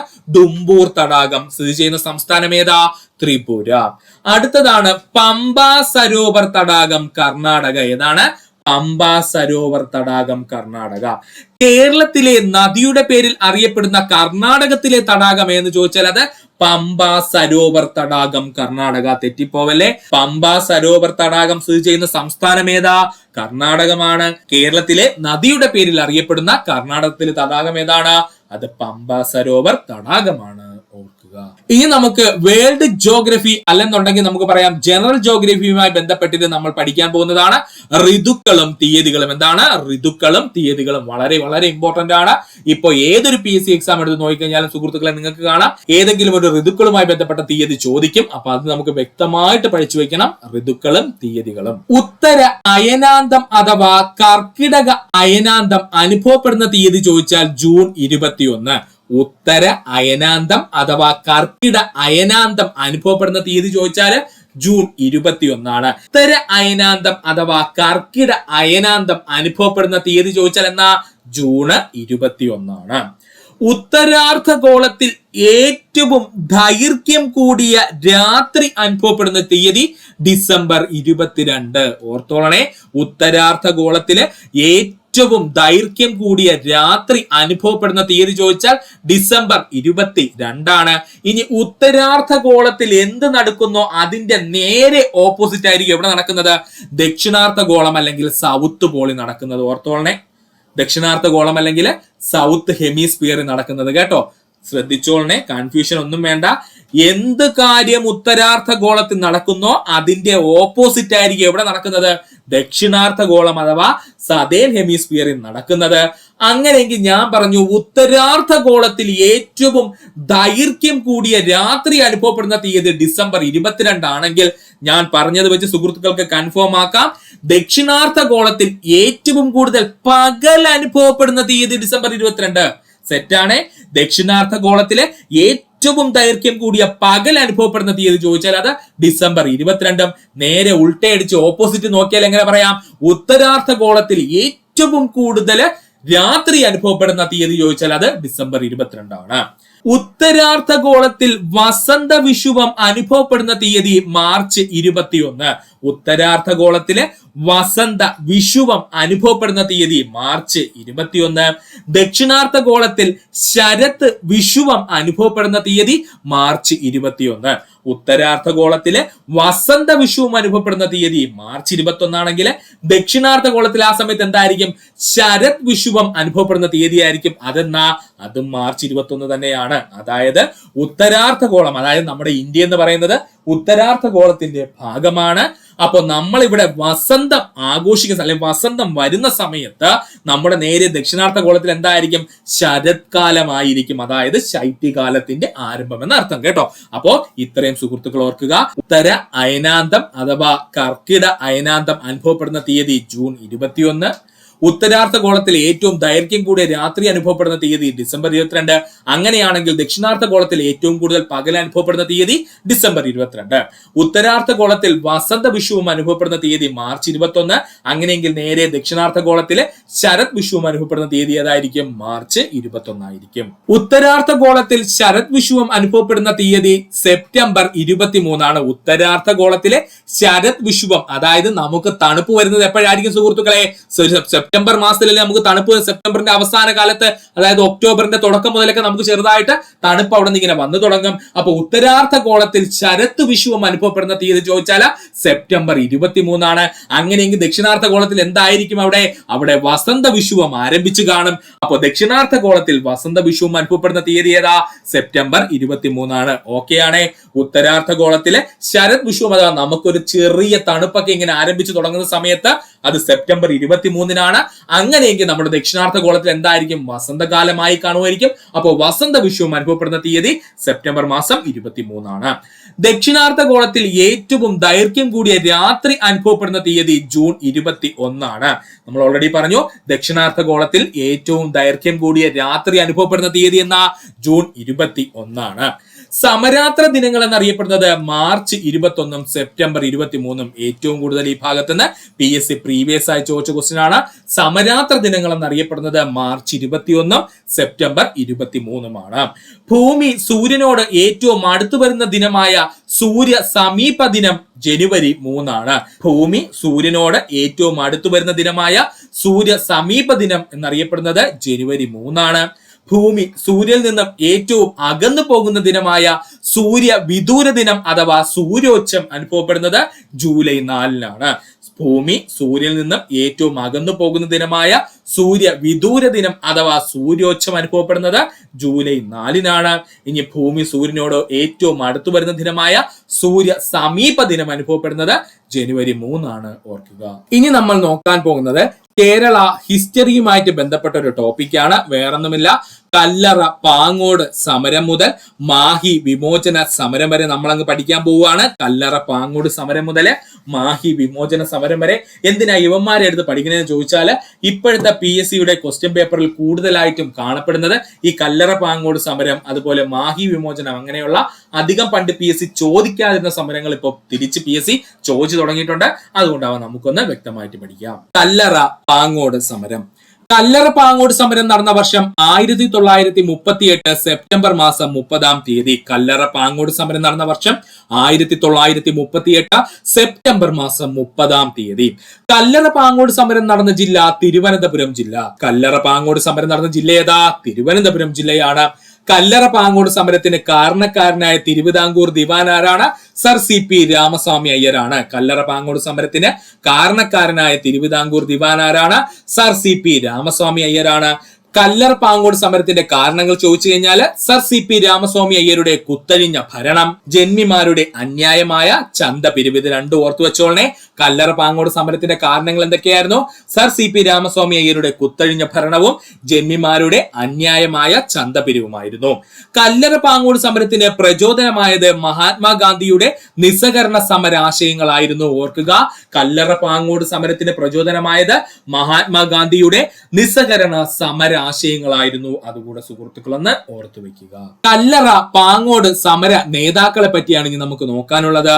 പ്ലാക്കീഴ് കൃഷ്ണപിള്ള, കൊച്ചാപ്പി പിള്ള, ചെല്ലപ്പൻ വൈദ്യർ, ചെറുവാളം കൊച്ചുനാരായണൻ ആചാരി. പഠിച്ചോളണേ. ഇതിൽ പ്ലാക്കീഴ് കൃഷ്ണനെയും അതുപോലെ കൊച്ചാപ്പി പിള്ളയെയും ഓൾറെഡി PSC ചോദിച്ചു കഴിഞ്ഞു. അപ്പൊ കല്ലറ പാങ്ങോട് സമര നേതാക്കൾ എന്നറിയപ്പെടുന്നത് ആരൊക്കെയാ? പ്ലാക്കീഴ് കൃഷ്ണപിള്ള, കൊച്ചാപ്പി പിള്ള, ചെല്ലപ്പൻ വൈദ്യർ, ചെറുവാളം കൊച്ചുനാരായണൻ ആചാരി. കല്ലറ പാങ്ങോട് സമരത്തിന്റെ ഭാഗമായി തൂക്കിലേറ്റപ്പെട്ട വ്യക്തിത്വങ്ങളാണ് കൊച്ചാപ്പി പിള്ളയും അതുപോലെ പട്ടാളം കൃഷ്ണനും. ഓർക്കുക, കല്ലറ പാങ്ങോട് സമരത്തിന്റെ ഭാഗമായി തൂക്കിലേറ്റപ്പെട്ട വ്യക്തികൾ ആരൊക്കെയായിരുന്നു? കൊച്ചാപ്പി പിള്ളയും പട്ടാളം കൃഷ്ണനും. കല്ലറ പാങ്ങോട് സമരത്തിന്റെ ഭാഗമായി സമര നേതാക്കൾ വധിച്ച പോലീസുകാരൻ കുഞ്ഞികൃഷ്ണൻ. കൃഷ്ണന്മാരുടെ ഒരു കളിയാണ് കേട്ടോ, ഓർത്തോളനെ. കല്ലറ പാങ്ങോട് സമരത്തിന്റെ ഭാഗമായിട്ട് സമര നേതാക്കൾ വധിച്ച പോലീസുകാരനാരായിരുന്നു? കുഞ്ഞികൃഷ്ണനായിരുന്നു. കല്ലറ പാങ്ങോട് സമര വെടിവെപ്പിൽ മരണപ്പെട്ട നേതാക്കൾ പ്ലാക്കീട് കൃഷ്ണപിള്ളയും ചെറുവാളം കൊച്ചുനാരായണൻ ആചാര്യയുമായിരുന്നു. ഓർക്കുക, കല്ലറ പാങ്ങോട് സമര വെടിവെപ്പിൽ മരണപ്പെട്ട നേതാക്കൾ ആരൊക്കെയായിരുന്നു? പ്ലാക്കീട് കൃഷ്ണപിള്ള, ചെറുവാളം കൊച്ചുനാരായണൻ ആചാരി എന്നിവരായിരുന്നു. ഓർക്കുക. അടുത്തതായി നമുക്ക് പഠിക്കുവാനുള്ളതാണ് കടക്കൽ പ്രക്ഷോഭം. ഏതാണ് കടക്കൽ പ്രക്ഷോഭം? ഇന്ത്യൻ സ്വാതന്ത്ര്യ സമരവുമായി ബന്ധപ്പെട്ട് കേരളത്തിൽ നടന്ന പ്രധാന പ്രക്ഷോഭമായിരുന്നു കടക്കൽ പ്രക്ഷോഭം. ഓർക്കുക, ഇന്ത്യൻ സ്വാതന്ത്ര്യ സമരവുമായി ബന്ധപ്പെട്ട് കേരളത്തിൽ നടന്ന പ്രധാന പ്രക്ഷോഭമായിരുന്നു കടക്കൽ പ്രക്ഷോഭം. കടക്കൽ പ്രക്ഷോഭം നടന്ന വർഷം 1938 സെപ്റ്റംബർ മാസം 29 കടക്കൽ പ്രക്ഷോഭം നടന്ന വർഷം 1938 സെപ്റ്റംബർ മാസം 29 കടക്കൽ പ്രക്ഷോഭം നടന്ന കടക്കൽ ഗ്രാമം സ്ഥിതി ചെയ്യുന്ന ജില്ല കൊല്ലം ജില്ല. പലരും തിരുവനന്തപുരം ജില്ലയെന്ന് ഇപ്പോഴും ഓർത്തു വെച്ചിട്ടുണ്ട്, വ്യക്തമായിട്ട് പഠിച്ചോളണേ. കടക്കൽ പ്രക്ഷോഭം നടന്ന കടക്കൽ ഗ്രാമം സ്ഥിതി ചെയ്യുന്ന ജില്ല ഏതാ? കൊല്ലം ജില്ല. കടക്കൽ പ്രക്ഷോഭത്തിന് നേതൃത്വം നൽകിയ വ്യക്തി രാഘവൻ പിള്ള. കടക്കൽ പ്രക്ഷോഭത്തിന് നേതൃത്വം നൽകിയ വ്യക്തിത്വമാരാ? രാഘവൻ പിള്ളയാണ്. കടക്കൽ ഫ്രാങ്കോ എന്നും കടക്കൽ സ്റ്റാലിൻ എന്നും അറിയപ്പെടുന്ന വ്യക്തി ആരെന്ന് ചോദിച്ചാൽ അത് രാഘവൻ പിള്ളയാണ്. കടക്കൽ ഫ്രാങ്കോ എന്നും കടക്കൽ സ്റ്റാലിൻ എന്നും അറിയപ്പെടുന്ന വ്യക്തിത്വം ആരായിരുന്നു? അത് രാഘവൻ പിള്ളയായിരുന്നു. ഓർക്കുക. കടക്കൽ പ്രക്ഷോഭത്തിന് തുടക്കം കുറിച്ച സമ്മേളനം 1938 നടന്ന തിരുവിതാംകൂർ സ്റ്റേറ്റ് കോൺഗ്രസ് സമ്മേളനം. ഇമ്പോർട്ടന്റ് ആണ്. കടക്കൽ പ്രക്ഷോഭത്തിന് തുടക്കം കുറിച്ച സമ്മേളനം എന്നറിയപ്പെടുന്നത് 1938 നടന്ന തിരുവിതാംകൂർ സ്റ്റേറ്റ് കോൺഗ്രസ് സമ്മേളനമായിരുന്നു. കടക്കൽ പ്രക്ഷോഭം ആളിക്കത്താൻ കാരണമായ പ്രക്ഷോഭം എന്നറിയപ്പെടുന്നത് ഉത്തരവാദ ഭരണ പ്രക്ഷോഭം. കടക്കൽ പ്രക്ഷോഭം ആളിക്കത്താൻ കാരണമായ പ്രക്ഷോഭം എന്നറിയപ്പെടുന്നത് ഏതാ? ഉത്തരവാദ ഭരണ പ്രക്ഷോഭമായിരുന്നു. കടക്കൽ പ്രക്ഷോഭത്തിന്റെ പ്രധാന കാരണം ചോദിച്ചു കഴിഞ്ഞാൽ സർ CP രാമസ്വാമി അയ്യരുടെ കുത്തഴിഞ്ഞ ഭരണവും ചന്ത കോൺട്രാക്ടർമാരുടെ അന്യായമായ ചന്തപ്പിരിവുമായിരുന്നു. ഓർക്കുക, കടക്കൽ പ്രക്ഷോഭത്തിന് കാരണം എന്തൊക്കെയായിരുന്നു? ഒന്ന് സർ CP രാമസ്വാമി അയ്യരുടെ കുത്തഴിഞ്ഞ ഭരണവും മറ്റൊന്ന് ചന്ത കോൺട്രാക്ടർമാരുടെ അന്യായമായ ചന്തപ്പിരിവുമായിരുന്നു. ഓർക്കുക. അടുത്തതായി നമുക്ക് പഠിക്കേണ്ട സമരമാണ് മൊറാഴ സമരം. ഏതാണ് മൊറാഴ സമരം? രണ്ടാം ലോക മഹായുദ്ധ കാലത്തെ സാധനങ്ങളുടെ അമിത വിലയ്ക്കും ബ്രിട്ടീഷ് ഗവൺമെന്റിന്റെ മർദ്ദന മുറകൾക്കുമെതിരെ കണ്ണൂർ ജില്ലയിലെ മൊറാഴയിൽ നടന്ന സമരമാണ് മൊറാഴ സമരം എന്ന പേരിൽ അറിയപ്പെടുന്നത്. അപ്പോൾ എന്താ മൊറാഴ സമരം? രണ്ടാം ലോക മഹായുദ്ധ കാലത്തെ സാധനങ്ങളുടെ അമിത വിലയ്ക്കും ബ്രിട്ടീഷ് ഗവൺമെന്റിന്റെ മർദ്ദന മുറകൾക്കുമെതിരെ കണ്ണൂർ ജില്ലയിലെ മൊറാഴയിൽ നടന്ന സമരമാണ് മൊറാഴ സമരം എന്നറിയപ്പെടുന്നത്. മൊറാഴ സമരം നടന്ന വർഷം 1940 സെപ്റ്റംബർ 15. മൊറാഴ സമരം നടന്ന വർഷം 1940 സെപ്റ്റംബർ 15 മൊറാഴ സമരത്തിൽ സമരക്കാർ വധിച്ച പോലീസുകാർ ആരൊക്കെയെന്ന് ചോദിച്ചാല് കുട്ടിക്കൃഷ്ണ മേനോനും അതുപോലെ ഗോപാലൻ നമ്പ്യാരും. മൊറാഴ സമരത്തിന്റെ ഭാഗമായിട്ട് വധിക്കപ്പെട്ട പോലീസുകാരൊക്കെയായിരുന്നു? കുട്ടിക്കൃഷ്ണ മേനോനും ഗോപാലൻ നമ്പ്യാരും. മൊറാഴ സമരത്തോടനുബന്ധിച്ച് വധശിക്ഷയ്ക്ക് വിധിക്കപ്പെട്ട വിപ്ലവകാരി KPR ഗോപാലൻ. മൊറാഴ സമരത്തിനോടനുബന്ധിച്ച് വധശിക്ഷയ്ക്ക് വിധിക്കപ്പെട്ട വിപ്ലവകാരി ആരായിരുന്നു? KPR ഗോപാലനായിരുന്നു. KPR ഗോപാലനെ വധശിക്ഷയിൽ നിന്നും വിമുക്തനാക്കാൻ കാരണക്കാരനായത് മഹാത്മാഗാന്ധിയാണ് കേട്ടോ, ഓർത്തോളനെ. KPR ഗോപാലനെ വധശിക്ഷയിൽ നിന്നും വിമുക്തനാക്കാൻ കാരണക്കാരനായ വ്യക്തിത്വമാരായിരുന്നു? മഹാത്മാഗാന്ധിജിയായിരുന്നു. ഓർക്കുക. അടുത്തതായി നമുക്ക് നോക്കുവാനുള്ളതാണ് കയ്യൂർ സമരം. ഏതാണ് കയ്യൂർ സമരം? കയ്യൂരിലെ കർഷക സംഘങ്ങൾ ജന്മിത്വത്തിനെതിരെ നടത്തിയ സമരങ്ങൾ അറിയപ്പെടുന്ന പേരാണ് കയ്യൂർ സമരം. കയ്യൂരിലെ കർഷക സംഘങ്ങൾ ജന്മിത്വത്തിനെതിരെ നടത്തിയ സമരങ്ങൾ അറിയപ്പെടുന്ന പേരാണ് കയ്യൂർ സമരം. കയ്യൂർ സമരം നടന്ന വർഷം 1941. കയ്യൂർ സമരം നടന്ന വർഷം 1941. കയ്യൂർ സമരം നടന്ന ജില്ല കാസർഗോഡ് ജില്ല. കയ്യൂർ സമരം നടന്ന ജില്ല ഏതാണ്? കാസർഗോഡ് ജില്ലയാണ്. കയ്യൂർ സമരത്തിന്റെ 75ാം വാർഷികം ആഘോഷിച്ചത് 2016. ഇങ്ങനെയുള്ള ചോദ്യങ്ങൾ എടുത്ത് പഠിച്ചോളണേ. കയ്യൂർ സമരത്തിന്റെ 75ാം വാർഷികം ആഘോഷിച്ചത് 2016. കയ്യൂർ സ്ഥിതി ചെയ്യുന്ന നദീതീരം തേജസ്വിനി നദി അല്ലെങ്കിൽ കരിക്കോട് നദി. ഓർത്തോളണേ, കയ്യൂർ സ്ഥിതി ചെയ്യുന്ന നദീതീരം ചോദിച്ചാല് തേജസ്വിനി നദി അല്ലെങ്കിൽ നമുക്ക് പറയാം കരിങ്കോട് നദി എന്ന് ഓർക്കുക. കയ്യൂർ സ്ഥിതി ചെയ്യുന്ന നദീതീരം എവിടെയാണ്? ഒന്നിൽ തേജസ്വിനി നദി, അല്ലെന്നുണ്ടെങ്കിൽ നമുക്ക് അവിടെ എന്തെന്ന് പറയാം? കരിങ്കോട് നദി എന്ന് പറയാം. സമരക്കാരിൽ നിന്നുള്ള ആക്രമണത്തെ ഭയന്ന് പുഴയിൽ ചാടി മരിച്ച പോലീസുകാരനാണ് സുബ്ബരായൻ. ഓർക്കുക, സമരക്കാരിൽ നിന്നുള്ള ആക്രമണത്തെ ഭയന്നുകൊണ്ട് പുഴയിൽ ചാടി മരിച്ച പോലീസുകാരൻ ആരായിരുന്നു? കയ്യൂർ സമരകാലത്ത് സുബ്ബരായർ ആയിരുന്നു. ഓർക്കുക, കയ്യൂർ സമരത്തെ ആസ്പദമാക്കി ചിരസ്മരണ എന്ന നോവൽ രചിച്ചത് നിരഞ്ജന. ഒരുപാട് തവണ PSC പ്രീവിയസ് ആയി ചോദിച്ചതാണ്. കയ്യൂർ സമരത്തെ ആസ്പദമാക്കി ചിരസ്മരണ എന്ന നോവൽ രചിച്ചത് ആരാണ്? നിരഞ്ജനയാണ്.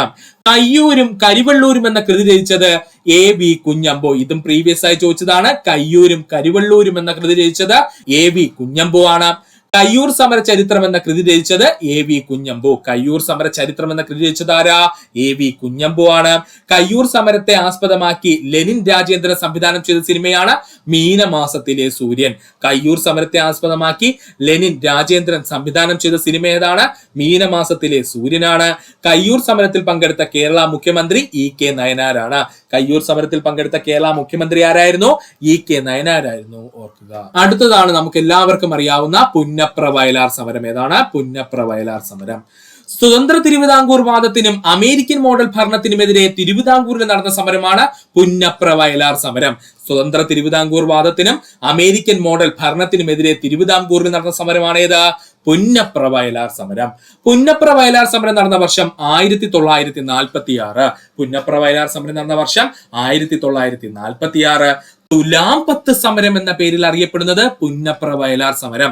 ഒരുപാട് തവണ പ്രീവിയസ് ആയി ചോദിച്ച ചോദ്യങ്ങളാണ് ഇവയെല്ലാം. തുലാം 10 സമരം എന്ന പേരിൽ അറിയപ്പെടുന്ന സമരം പുന്നപ്ര വയലാർ സമരം. പുന്നപ്ര വയലാർ സമരം നടന്ന ജില്ല ആലപ്പുഴ ജില്ല. ഇപ്പൊ അങ്ങോട്ട് ചോദിച്ചതേ ഉള്ളൂ. പുന്നപ്ര വയലാർ സമരം നടന്ന ജില്ല ഏതാ? ആലപ്പുഴ ജില്ലയാണ്.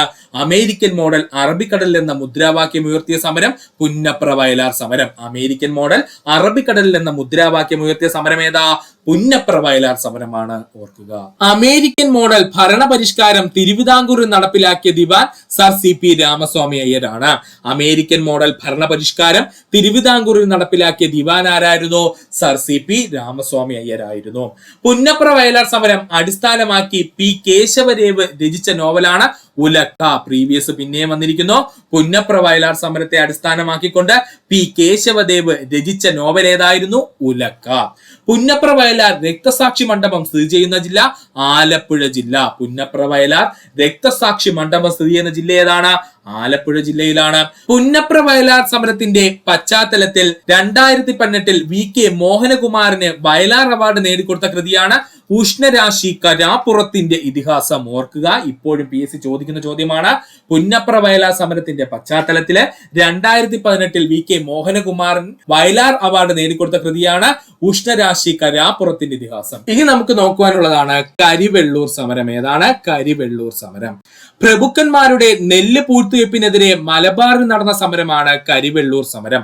പ്രഭുക്കന്മാരുടെ നെല്ല് പൂഴ്ത്തിവെപ്പിനെതിരെ മലബാറിൽ നടന്ന സമരമാണ് കരിവെള്ളൂർ സമരം. കരിവെള്ളൂർ സമരം നടന്ന വർഷം 1946. കരിവെള്ളൂർ സമരം നടന്ന വർഷം 1946. കരിവെള്ളൂർ സമരം നടന്ന ജില്ല കണ്ണൂർ ജില്ല. കരിവെള്ളൂർ സമരം നടന്ന ജില്ല കണ്ണൂർ ജില്ല. കരിവെള്ളൂർ സമരത്തിന് നേതൃത്വം നൽകിയ കർഷക നേതാക്കളായിരുന്നു AV Kunhambu, K Krishnan master, P Kunhiraman. ഓർത്തോളനെ, കരിവെള്ളൂർ സമരത്തിന് നേതൃത്വം നൽകിയ കർഷക നേതാക്കൾ ആരൊക്കെയായിരുന്നു? AV Kunhambu, K Krishnan master, P Kunhiraman എന്നിവരായിരുന്നു. കരിവെള്ളൂർ സമരനായിക എന്നറിയപ്പെടുന്നത് K ദേവയാനി. കരിവെള്ളൂർ സമരനായിക എന്നറിയപ്പെടുന്നത് ആരാണ്? K ദേവയാനിയാണ്. കരിവെള്ളൂർ സമരത്തിലെ രക്തസാക്ഷികളായിരുന്നു തിടിൽ കണ്ണനും കീനേരി കുഞ്ഞമ്പുവും. ഓർക്കുക, കരിവെള്ളൂർ സമരത്തിലെ രക്തസാക്ഷികൾ എന്നറിയപ്പെടുന്നത് ആരാ? തിടിൽ കണ്ണനും കീനേരി കുഞ്ഞമ്പു എന്നിവരാണ്. ഓർക്കുക, അടുത്തതാണ് തോൽവിറക് സമരം. ഏതാണ്? തോൽവിറക് സമരം. തോൽവിറക് സമരം നടന്ന വർഷം 1946 നവംബർ മാസം 15-ാം തീയതി. തോൽവിറക് സമരം നടന്ന വർഷം 1946 നവംബർ മാസം 15-ാം തീയതി. തോൽവിറക് സമരം നടന്ന സ്ഥലം ചീമേനി, കാസർഗോഡ് ജില്ല. തോൽവിറക് സമരം നടന്ന സ്ഥലം ഏതാണ്? ചീമേനി, കാസർഗോഡ് ജില്ല. അതുകൊണ്ട് തന്നെ ചീമേനി എസ്റ്റേറ്റ് സമരം എന്നൊക്കെ അറിയപ്പെടുന്നത് ഏതാണ്? തോൽവിറക് സമരമാണ്. തോൽവിറക് സമരനായിക എന്നറിയപ്പെടുന്നത് കാർത്യായനി അമ്മ. തോൽവിറക് സമരനായിക എന്നറിയപ്പെടുന്നത് ആരാ? കാർത്യായനി അമ്മയാണ്. തോൽവിറക് സമര നേതാക്കൾ എന്നറിയപ്പെടുന്നത് സുബ്രഹ്മണ്യം തിരുമുമ്പ്, C കൃഷ്ണൻ നായർ, TK ചന്ദൻ എന്നിവരാണ്. ഓർക്കുക, തോൽവിറക് സമര നേതാക്കന്മാരെന്നറിയപ്പെടുന്ന ആരൊക്കെയാ? സുബ്രഹ്മണ്യൻ തിരുമുമ്പ്, C കൃഷ്ണൻ നായർ, TK ചന്ദൻ എന്നിവരാണ്. എന്നാൽ തോൽവിറക് സമര നായിക എന്നറിയപ്പെടുന്നത് ആരാ? കാർത്യായനി അമ്മയാണ്. അടുത്തതാണ് കുട്ടൻകുളം സമരം. എന്താണ് കുട്ടൻകുളം സമരം? തൃശൂരിലെ കൂടൽമാണിക്യ ക്ഷേത്രത്തിലെ ക്ഷേത്രപ്രവേശനത്തിന് വേണ്ടി നടന്ന 1946 നടന്ന സമരമാണ് കുട്ടൻകുളം സമരം എന്നറിയപ്പെടുന്നത്. അപ്പോ കുട്ടൻകുളം സമരം നടന്ന വർഷം എത്രയാ? 1946 ആണ്. ഇത് എവിടെയാ നടന്നത്? തൃശൂരിലെ കൂടൽമാണിക്യ ക്ഷേത്രത്തിലെ ക്ഷേത്രപ്രവേശനവുമായി ബന്ധപ്പെട്ട് നടന്ന സമരമാണ് കുട്ടൻകുളം സമരം. നടന്ന വർഷം എത്രയാ? 1946 വാഴിനടക്കൽ സമരം എന്ന പേരിൽ അറിയപ്പെടുന്നത് കുട്ടൻകുളം സമരം. പഠിച്ചോളനെ, വാഴിനടക്കൽ സമരം എന്ന പേരിൽ അറിയപ്പെടുന്ന സമരം കുട്ടൻകുളം സമരമാണ്. കുട്ടൻകുളം സമരത്തിന് പിന്തുണ നൽകിയ ജാതീയ സംഘടന SNDPയും അതുപോലെ കൊച്ചിൻ പുലയ മഹാസഭയുമാണ്. കുട്ടൻകുളം സമരത്തിന് പിന്തുണ നൽകിയ ജാതീയ സംഘടനകൾ ഏതൊക്കെയാ? SNDPയും കൊച്ചിൻ പുലയ മഹാസഭയുമാണ്. കുട്ടൻകുളം സമര നേതാക്കൾ എന്നറിയപ്പെടുന്നത് കാട്ടുപറമ്പൻ, PC കറുമ്പ, KV ഉണ്ണി, P ഗംഗാധരൻ എന്നിവരാണ്. കുട്ടൻകുളം സമര നേതാക്കൾ എന്നറിയപ്പെടുന്ന ആരൊക്കെയാണ്? കാട്ടുപറമ്പൻ, PC കറുമ്പ, KV ഉണ്ണി, P ഗംഗാധരൻ എന്നിവരാണ്. ഓർക്കുക. അടുത്തതാണ് കൂത്താളി സമരം. എന്താണ് കൂത്താളി സമരം? കൂത്താളി എസ്റ്റേറ്റിലെ 24,000 ഏക്കർ കൃഷിഭൂമി മലബാർ കളക്ടർ ഏറ്റെടുത്തതായിരുന്നു കൂത്താളി സമരത്തിന് കാരണം. അപ്പോ കൂത്താളി എസ്റ്റേറ്റിലെ 24,000 ഏക്കർ കൃഷിഭൂമി മലബാർ കളക്ടർ ഏറ്റെടുത്തതായിരുന്നു കൂത്താളി സമരത്തിന് കാരണം. കൂത്താളി സമരത്തിന് നേതൃത്വം കൊടുത്ത സംഘടന കർഷക സംഘടന. കൂത്താളി സമരത്തിന് നേതൃത്വം കൊടുത്ത സംഘടന ഏതായിരുന്നു? കർഷക സംഘടനയായിരുന്നു. കൂത്താളി സമരത്തിന്റെ മുദ്രാവാക്യമായിരുന്നു ചത്താലും ചെത്തും കൂത്താളി. കൂത്താളി സമരത്തിന്റെ മുദ്രാവാക്യം എന്തായിരുന്നു? ചത്താലും ചെത്തും കൂത്താളി. കൂത്താളി സമരം നടന്ന പ്രദേശങ്ങള് ചങ്ങരോത്ത്, ചക്കിട്ടപ്പാറ, കൂരാച്ചുണ്ട്. ഓർത്തോളണേ, കൂത്താളി സമരം നടന്ന പ്രധാനപ്പെട്ട പ്രദേശങ്ങൾ ഏതൊക്കെയായിരുന്നു? ചങ്ങരോത്ത്, ചക്കിട്ടപ്പാറ, കൂരാച്ചുണ്ട്. കൂത്താളി സമരം നടന്ന ജില്ല കോഴിക്കോട് ജില്ല. ഈ ഇടയ്ക്ക് ചോദിച്ചതേ ഉള്ളൂ. കൂത്താളി സമരം നടന്ന ജില്ല ഏതാണ്? കോഴിക്കോട് ജില്ലയാണ്. 1967 EMS മന്ത്രിസഭയുടെ കാലത്താണ് കൂത്താളി കർഷകർക്ക് ഭൂമിയിൽ സമ്പൂർണ്ണ അവകാശം ലഭിച്ചത്. ഓർക്കുക, 1967 EMS മന്ത്രിസഭയുടെ കാലത്താണ് കൂത്താളി കർഷകർക്ക് ഭൂമിയിൽ സമ്പൂർണ്ണ അവകാശം ലഭിക്കുകയും ചെയ്തത്. ഓർക്കുക. അടുത്തതാണ് പാലിയം സത്യാഗ്രഹം. ഏതാണ് പാലിയം സത്യാഗ്രഹം? പാലിയം സത്യാഗ്രഹം നടന്ന വർഷം 1947, 1948. പാലിയം സത്യാഗ്രഹം നടന്ന വർഷം 1947, 1948. സ്വതന്ത്രാനന്തര കേരളത്തിൽ നടന്ന ആദ്യത്തെ സത്യാഗ്രഹം പാലിയം സത്യാഗ്രഹം. സ്വതന്ത്രാനന്തര കേരളത്തിൽ നടന്ന ആദ്യത്തെ സത്യാഗ്രഹം എന്നറിയപ്പെടുന്നത് പാലിയം സത്യാഗ്രഹം. 1940 കാലഘട്ടത്തിൽ പാലിയം ക്ഷേത്രത്തിന് മുന്നിലുള്ള ചേന്നമംഗലം റോഡ് വഴിയുള്ള സഞ്ചാര സ്വാതന്ത്ര്യം അഹിന്ദുക്കൾക്കും താഴ്ന്ന ജാതിക്കാർക്കും നിഷേധിച്ചിരുന്നു.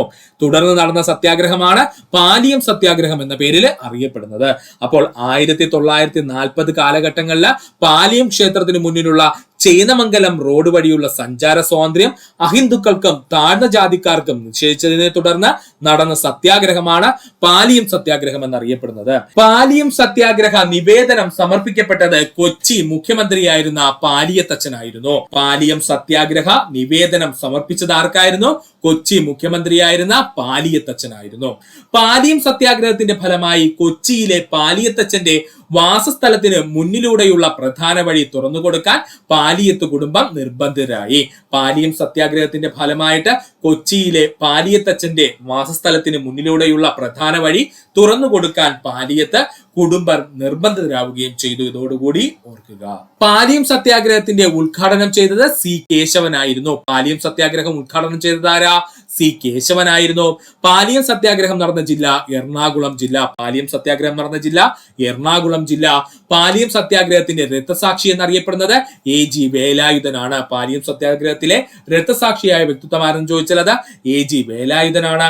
സത്യാഗ്രഹത്തിനോടനുബന്ധിച്ച് സൗഹൃദ ജാഥ നയിച്ച വനിത KK കൗസല്യ. ഓർക്കുക, നമ്മുടെ പാലിയം സത്യാഗ്രഹത്തിനോടനുബന്ധിച്ച് സൗഹൃദ ജാഥ നയിച്ച വ്യക്തിത്വമാരാണ് അല്ലെങ്കിൽ വനിത ആരാണ്? KK കൗസല്യയാണ്.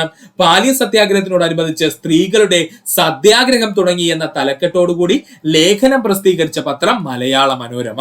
പാലിയം സത്യാഗ്രഹത്തിനോടനുബന്ധിച്ച് സ്ത്രീകൾ സത്യാഗ്രഹം തുടങ്ങി എന്ന തലക്കെട്ടോടുകൂടി ലേഖനം പ്രസിദ്ധീകരിച്ച പത്രം ഏതായിരുന്നു? മലയാള മനോരമയായിരുന്നു. ഓർക്കുക. അടുത്ത സമരമാണ് MSP സമരം. എന്താണ് MSP സമരം? മലബാർ സ്പെഷ്യൽ പോലീസിന്റെ വേതനവും മറ്റ് ആനുകൂല്യങ്ങളും വർദ്ധിപ്പിക്കണമെന്ന് ആവശ്യപ്പെട്ട് ആരംഭിച്ച സമരമാണ് MSP സമരം, അതായത് മലബാർ സ്പെഷ്യൽ പോലീസ് സമരം. കേട്ടോ, അപ്പോൾ മലബാർ സ്പെഷ്യൽ പോലീസ് സമരം നടത്തിയത് എന്തിനെന്ന് ചോദിച്ചാൽ നടന്നതിന് കാരണം എന്താണ് സുഹൃത്തുക്കളെ? വേതനവും മറ്റ് ആനുകൂല്യങ്ങളും വർദ്ധിപ്പിക്കുന്നതിന് വേണ്ടിയിട്ട്. മലബാർ സ്പെഷ്യൽ പോലീസ് സ്ഥാപിതമായ വർഷം 1921.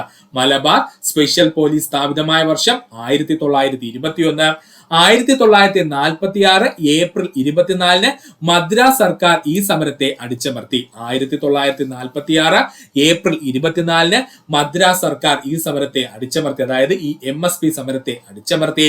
മലബാർ സ്പെഷ്യൽ പോലീസ് സ്ഥാപിക്കാൻ മുൻകൈയെടുത്ത ബ്രിട്ടീഷുകാരൻ ആരായിരുന്നു? റിച്ചാർഡ് ഹിച്ച്കോക്ക് ആയിരുന്നു. ഓർക്കുക, മലബാർ സ്പെഷ്യൽ പോലീസ് സ്ഥാപിക്കാൻ മുൻകൈയെടുത്ത ബ്രിട്ടീഷുകാരൻ ആരായിരുന്നു? റിച്ചാർഡ് ഹിച്ച്കോക്ക് ആയിരുന്നു. ഓർക്കുക. അടുത്തതാണ് മാഹി വിമോചന സമരം. എന്താണ് മാഹി വിമോചന സമരം? മാഹി വിമോചന സമരം നടന്ന വർഷം 1948. മാഹി വിമോചന സമരം നടന്ന വർഷം 1948. മാഹി വിമോചന സമരത്തിന്റെ നേതാവ് IK കുമാരൻ മാസ്റ്റർ. മാഹി വിമോചന സമരത്തിന്റെ നേതാവ് ആരായിരുന്നു? IK കുമാരൻ മാസ്റ്റർ ആയിരുന്നു. അതുകൊണ്ട് തന്നെ മയ്യഴി ഗാന്ധി എന്നറിയപ്പെടുന്നത് IK കുമാരൻ മാസ്റ്റർ ആണ്. മയ്യഴി ഗാന്ധി എന്നറിയപ്പെടുന്നത് ആരാ? IK കുമാരൻ മാസ്റ്റർ ആണ്. മാഹി വിമോചന സമരത്തിൽ പങ്കെടുത്ത സംഘടന മഹാജനസഭ. ഇപ്പൊ അങ്ങോട്ട് ചോദിച്ചതേ ഉള്ളൂ. മാഹി വിമോചന സമരത്തിൽ പങ്കെടുത്ത സംഘടന ഏതാണ്? മഹാജനസഭയാണ്. മഹാജനസഭയിലെ വിപ്ലവകാരികൾക്ക് ഫ്രഞ്ച് പതാക അഴിച്ചുമാറ്റി ഇന്ത്യൻ പതാക ഉയർത്തിയ വർഷം 1948 ഒക്ടോബർ മാസം 22-ാം തീയതി. മഹാജനസഭയിലെ വിപ്ലവകാരികൾ ഫ്രഞ്ച് പതാക അഴിച്ചുമാറ്റി ഇന്ത്യൻ പതാക ഉയർത്തിയ വർഷം 1948 ഒക്ടോബർ മാസം 22-ാം തീയതി. ഫ്രഞ്ചുകാർ വിമോചന സമരം അടിച്ചമർത്തിയത് 1948 ഒക്ടോബർ മാസം 28-ാം തീയതിയായിരുന്നു. ഫ്രഞ്ചുകാരെ വിമോചന സമരം അടിച്ചമർത്തിയത് 1948 ഒക്ടോബർ മാസം 28-ാം തീയതി. ഫ്രഞ്ച് മാഹി വിട്ടുപോയ വർഷം 1954 ജൂലൈ 16. ഫ്രഞ്ചുകാര് മാഹി വിട്ടുപോയ വർഷം 1954 ജൂലൈ മാസം 16-ാം തീയതിയായിരുന്നു. ഓർക്കുക. ഇനി നമുക്ക് നോക്കുവാനുള്ളത് ഇന്ത്യൻ ഹിസ്റ്ററിയുമായിട്ട് ബന്ധപ്പെട്ടുകൊണ്ട് ഇന്ത്യൻ നവോത്ഥാന സംഘടനകളും സ്ഥാപകരുമാണ്. വളരെ വളരെ ഇമ്പോർട്ടന്റ് ആണ്. ഇതിൽ നിന്ന് ഉറപ്പായിട്ടും ഒരു ചോദ്യം നിങ്ങൾക്ക് പ്രതീക്ഷിക്കാം. ഇന്ത്യൻ നവോത്ഥാന സംഘടനകളും സ്ഥാപകരും. അപ്പൊ നമുക്ക് നോക്കാം. സംഘടന, സ്ഥാപിച്ച വ്യക്തിത്വങ്ങൾ, സ്ഥാപിതമായ വർഷം. ഈ 3 രീതിയിലെ ക്വസ്റ്റ്യൻ ചോദിക്കാറുള്ളൂ ഈ ഒരു മേഖലയിൽ. അതുകൊണ്ടാണ് ഇത് 3ഉം ഇൻക്ലൂഡ് ചെയ്ത് ഒന്നിച്ച് നമ്മൾ അങ്ങ് പഠിക്കാൻ പോകുന്നത്. സംഘടന, സ്ഥാപകർ, വർഷം. ആത്മീയ സഭ.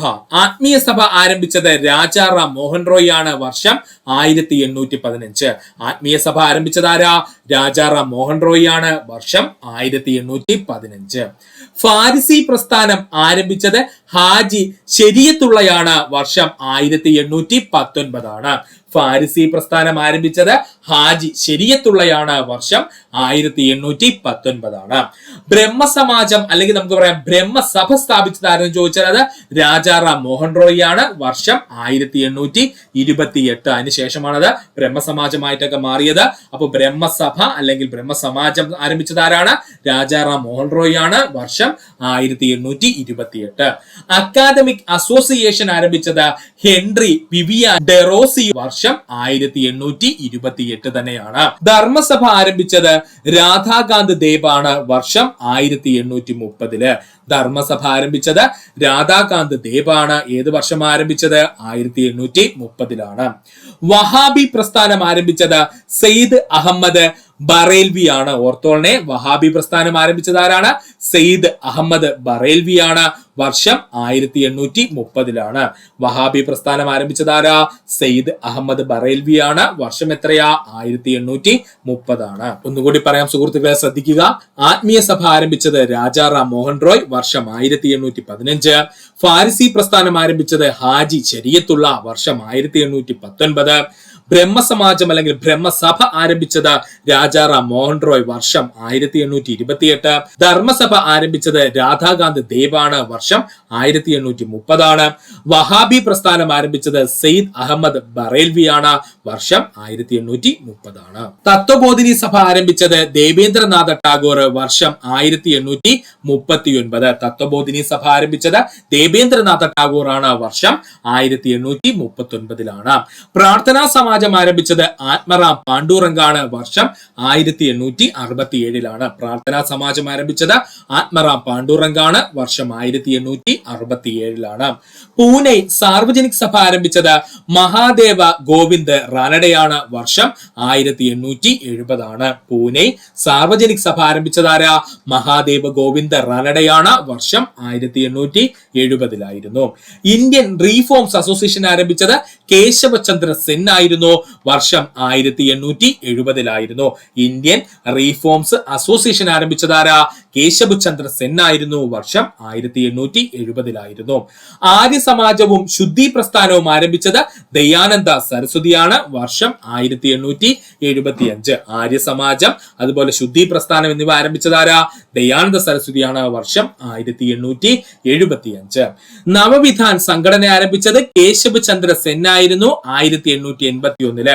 നവവിധാൻ സംഘടന ആരംഭിച്ചത് ആരാണ്? അത് കേശവ് ചന്ദ്ര സെൻ ആയിരുന്നു, വർഷം 1881.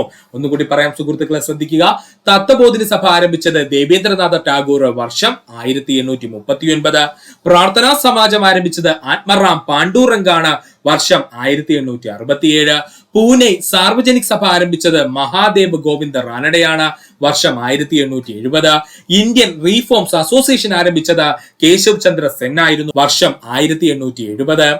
ആര്യ സമാജം ശുദ്ധി പ്രസ്ഥാനം എന്നിവ ആരംഭിച്ചത് ദയാനന്ദ സരസ്വതിയാണ്, വർഷം 1875. നവവിധാൻ ആരംഭിച്ചത് കേശവ് ചന്ദ്ര സെൻ ആണ്, വർഷം 1881. ഓർക്കുക. യുണൈറ്റഡ് ഇന്ത്യ പാട്രിയോട്ടിക് അസോസിയേഷൻ ആരംഭിച്ചത് സർ സയ്യിദ് അഹമ്മദ് ഖാൻ ആണ്, വർഷം 1888. സ്റ്റാർ ചെയ്തങ്ങ് പഠിച്ചോളണം, ഇമ്പോർട്ടന്റ് ആണ്. യുണൈറ്റഡ് ഇന്ത്യ പാട്രിയോട്ടിക് അസോസിയേഷൻ ആരംഭിച്ചതാരെന്ന് ചോദിച്ചാൽ അത് സർ സയ്യദ് അഹമ്മദ് ഖാൻ ആണ്, വർഷം 1888. പാഴ്സി സേവാസദൻ ആരംഭിച്ചത് BM മലബാറിയാണ്, വർഷം 1885. ഓർത്തോളനെ, നോർമൽ സേവാസദൻ അല്ല, പാഴ്സി സേവാസദൻ ആരംഭിച്ചതാരെന്ന് ചോദിച്ചാൽ അത് BM മലബാറിയാണ്, വർഷം 1885. ദേവസമാജം ആരംഭിച്ചത് ശിവനാരായണൻ അഗ്നിഹോത്രിയാണ്, വർഷം 1887. ദേവസമാജം ആരംഭിച്ചത് ശിവനാരായണൻ അഗ്നിഹോത്രിയാണ്, വർഷം 1887. അഹമ്മദീയ മൂവ്മെന്റ് ആരംഭിച്ചത് മിർസ ഗുലാം അഹമ്മദ് ആണ്, വർഷം 1889. അഹമ്മദീയ മൂവ്മെന്റ് സംഘടന ആരംഭിച്ചതാരാണ്? മിർസ ഗുലാം അഹമ്മദ് ആണ്, വർഷം 1889. വേദാന്ത സൊസൈറ്റി ന്യൂയോർക്കിൽ ആരംഭിച്ചത് സ്വാമി വിവേകാനന്ദനാണ്, വർഷം 1894. വേദാന്ത സൊസൈറ്റി ന്യൂയോർക്കിൽ ആരംഭിച്ച വ്യക്തിത്വമാരാ? സ്വാമി വിവേകാനന്ദനാണ്, വർഷം 1894. രാമകൃഷ്ണ മിഷൻ ആരംഭിച്ചത് സ്വാമി വിവേകാനന്ദനാണ്, വർഷം 1897. രാമകൃഷ്ണ മിഷൻ ആരംഭിച്ചത് ആരാണ്? അത് സ്വാമി വിവേകാനന്ദനാണ്, വർഷം എത്രയാ? 1897. ഒന്നുകൂടി പറയാം സുഹൃത്തുക്കളെ, ശ്രദ്ധിക്കുക. യുണൈറ്റഡ് ഇന്ത്യ പാട്രിയോട്ടിക് അസോസിയേഷൻ ആരംഭിച്ചത് സർ സയ്യദ് അഹമ്മദ് ഖാൻ ആണ്, വർഷം 1888. പാഴ്സിക്കുകാർക്ക് വേണ്ടി സേവാ സദൻ ആരംഭിച്ചത് BM മലബാറിയാണ്, വർഷം 1885. ദേവസമാജം ആരംഭിച്ചത് ശിവനാരായണൻ അഗ്നിഹോത്രിയാണ്, വർഷം 1887. അഹമ്മദീയ മൂവ്മെന്റ് ആരംഭിച്ചത് മിർസ ഗുലാം അഹമ്മദ് ആണ്, വർഷം 1889. വേദാന്ത സൊസൈറ്റി ന്യൂയോർക്കിൽ ആരംഭിച്ചത് സ്വാമി വിവേകാനന്ദനാണ്, വർഷം 1894. രാമകൃഷ്ണ മിഷൻ ആരംഭിച്ച വ്യക്തിത്വം സ്വാമി വിവേകാനന്ദനാണ്, വർഷം 1897. ഓർക്കുക. അനുശീലൻ സമിതി ആരംഭിച്ചത് P മിത്ര, ബരീന്ദ്രകുമാർ ഘോഷ് എന്നിവർ ചേർന്നാണ്, വർഷം 1902. അനുശീലൻ സമിതി ആരംഭിച്ചത് ആരാണ്? P ബരീന്ദ്രകുമാർ ഘോഷും ചേർന്നാണ്, വർഷം 1902. അഭിനവ് ഭാരത് സൊസൈറ്റി VD സവാർക്കറും അതുപോലെ തന്നെ ഗണേഷ് സവാർക്കറും ചേർന്നാണ് ആരംഭിച്ചത് 1904 ഇത് ആരംഭിച്ചത്. അപ്പോ അഭിനവ് ഭാരത് സൊസൈറ്റി ആരംഭിച്ചത് VD സവാർക്കറും ഗണേഷ് സവാർക്കറും ചേർന്നാണ്. വർഷം 1904 സ്വദേശി ബാന്ധവ് സമിതി ആരംഭിച്ചത് അശ്വിനി കുമാർ ദത്താണ്. വർഷം 1905 സ്വദേശി ബാന്ധവ് സമിതി ആരംഭിച്ചതാരാ? അശ്വിനി കുമാർ ദത്തായിരുന്നു. വർഷം 1905 ഭാരത് മാതാ സൊസൈറ്റി ആരംഭിച്ചത് ലാല ലജ്പത് റായും സൂഫി അംബ പ്രസാദും ചേർന്ന് 1906 ഭാരത് മാതാ സൊസൈറ്റി ആരംഭിച്ചത് ലാല ലജ്പത് റായും സൂഫി അംബ പ്രസാദും ചേർന്ന് 1906 ഹോം റൂൾ ലീഗ് ആരംഭിച്ചത് ആനി ബസന്റും ബാലഗംഗാധർ തിലകും ചേർന്ന് 1916 ഹോം റൂൾ ലീഗ് ആരംഭിച്ചത് ആരൊക്കെയായിരുന്നു?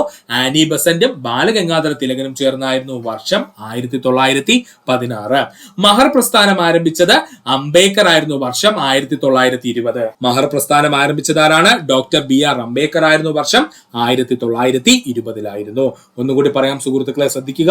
അനുശീലൻ സമിതി സ്ഥാപകർ P മിത്ര, ബരീന്ദ്രകുമാർ ഘോഷ്. വർഷം 1902 അഭിനവ് ഭാരത് സൊസൈറ്റി ആരംഭിച്ചത് VD സവാർക്കറും അതുപോലെ ഗണേഷ് സവാർക്കറും ചേർന്നാണ്. 1904 ഇത് രൂപീകരിക്കപ്പെട്ടത്. സ്വദേശി ബാന്ധവ് സമിതി രൂപീകരിച്ചത് അശ്വിനി കുമാർ ദത്ത്. വർഷം 1905 ഭാരത് മാതാ സൊസൈറ്റി ആരംഭിച്ചത് ലാല ലജ്പത് റായും സൂഫി അംബ പ്രസാദും ചേർന്ന്. വർഷം 1906 ഹോം റൂൾ ലീഗ് ആരംഭിച്ചത് ആനി ബസന്റും ബാലഗംഗാധര തിലകും.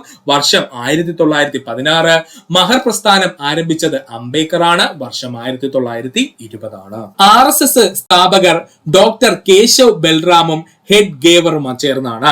RSS സ്ഥാപിച്ചത് ആരൊക്കെയാണ്? ഡോക്ടർ കേശവ് ബൽറാമും അതുപോലെ ഹെഡ് ഗവറും ചേർന്നാണ്. വർഷം 1925 നവജവാൻ ഭാരത് സഭ ആരംഭിച്ചത് ഭഗത് സിംഗ് ആണ്. വർഷം 1926 നവജവാൻ ഭാരത് സഭ ആരംഭിച്ചത് ഭഗത് സിംഗ്. വർഷം 1926 തിയോസഫിക്കൽ സൊസൈറ്റി ആരംഭിച്ചത് കേണൽ ഓക്കോട്ടും അതുപോലെ മാഡം ബ്ലാവസ്കിയും ചേർന്നാണ്. വർഷം 1928 തിയോസഫിക്കൽ സൊസൈറ്റി ആരംഭിച്ചത് കേണൽ ഓക്കോട്ടും മാഡം ബ്ലാവസ്കിയും ചേർന്നാണ്. വർഷം 1928 ഹരിജൻ സേവാ സംഘം ആരംഭിച്ചത് ഗാന്ധിജിയാണ്. വർഷം 1932 ഹരിജൻ സേവാ സംഘം ആരംഭിച്ചത് ഗാന്ധിജിയാണ്. വർഷം 1932 revolutionary communist party of India രൂപീകരിച്ചത് സൗമേന്ദ്രനാഥ് ടാഗോർ ആണ്. വർഷം 1934 റവല്യൂഷണറി കമ്മ്യൂണിസ്റ്റ് പാർട്ടി ഓഫ് ഇന്ത്യയുടെ സ്ഥാപകനാരാണ്? സൗമേന്ദ്രനാഥ് ടാഗോർ ആണ്. വർഷം 1934 പീപ്പിൾസ് എഡ്യൂക്കേഷൻ സൊസൈറ്റി ആരംഭിച്ചത് ഡോക്ടർ BR അംബേദ്കർ. വർഷം 1945 പീപ്പിൾസ് എഡ്യൂക്കേഷൻ സൊസൈറ്റി ആരംഭിച്ചത് ആരാ? ഡോക്ടർ BR അംബേദ്കർ ആയിരുന്നു. വർഷം 1945 ഒന്നുകൂടി പറയാം സുഹൃത്തുക്കളെ, ശ്രദ്ധിക്കുക. RSS സ്ഥാപിച്ചത് ഡോക്ടർ കേശവ് ബൽറാമും ഹെഡ് ഗവറും ചേർന്നാണ്. വർഷം 1925 നവജവാൻ ഭാരത് സഭ ആരംഭിച്ചത് ഭഗത് സിംഗ് ആണ്. വർഷം 1926 തിയോസഫിക്കൽ സൊസൈറ്റി ആരംഭിച്ചത് കേണൽ ഒക്കോൾട്ടും മാഡം ബ്ലാവസ്കിയും ചേർന്ന് 1928 ഹരിജൻ സേവാ സംഘം ആരംഭിച്ചത് ഗാന്ധിജി. വർഷം 1932 revolutionary communist party of India ആരംഭിച്ചത് സൗമേന്ദ്രനാഥ് ടാഗോർ ആണ്. വർഷം 1934 പീപ്പിൾസ് എഡ്യൂക്കേഷൻ സൊസൈറ്റി ആരംഭിച്ചത് ഡോക്ടർ BR അംബേദ്കർ ആണ്. വർഷം 1945 ഇത്രയും ടോപ്പിക്സ് ആയിരുന്നു നമ്മൾ പ്രധാനമായിട്ടും ഡേ 2 പറഞ്ഞത്. വളരെ ഇമ്പോർട്ടന്റ് ആയിട്ടുള്ള ടോപ്പിക്സ് ആണ് നമ്മളിവിടെ കവർ ചെയ്ത് പോയ സുഹൃത്തുക്കളെ. അതുകൊണ്ട് സുഹൃത്തുക്കൾ ഒന്നിൽ കൂടുതൽ തവണ കണ്ട് വ്യക്തമായിട്ട് ഈ ഭാഗങ്ങൾ പഠിക്കാൻ ശ്രമിക്കുക. ഇത്രയും നേരം ഈ വീഡിയോ കണ്ട സുഹൃത്തുക്കളെല്ലാവർക്കും നന്ദി, നമസ്കാരം. നിങ്ങൾക്ക് ഈ വീഡിയോ ഇഷ്ടമായെങ്കിൽ നിങ്ങളുടെ സുഹൃത്തുക്കൾ കൂടി ഒന്ന് ഷെയർ ചെയ്ത് കൊടുക്കാനോടൊപ്പം തന്നെ നമ്മുടെ ചാനലിന് സബ്സ്ക്രൈബ് ചെയ്ത് സഹായിക്കുക. സബ്സ്ക്രൈബ് ബട്ടനോട് ചേർന്നുള്ള ബെൽ ബട്ടൺ അമർത്തി കഴിഞ്ഞാൽ നമ്മൾ വീഡിയോ ക്ലബ് തന്നെ സുഹൃത്തുക്കളെ നിങ്ങളിലെത്തുന്നതാണ്. സുഹൃത്തുക്കളെല്ലാവർക്കും നന്ദി, നമസ്കാരം. നല്ലൊരു ദിവസം നേരുന്നു.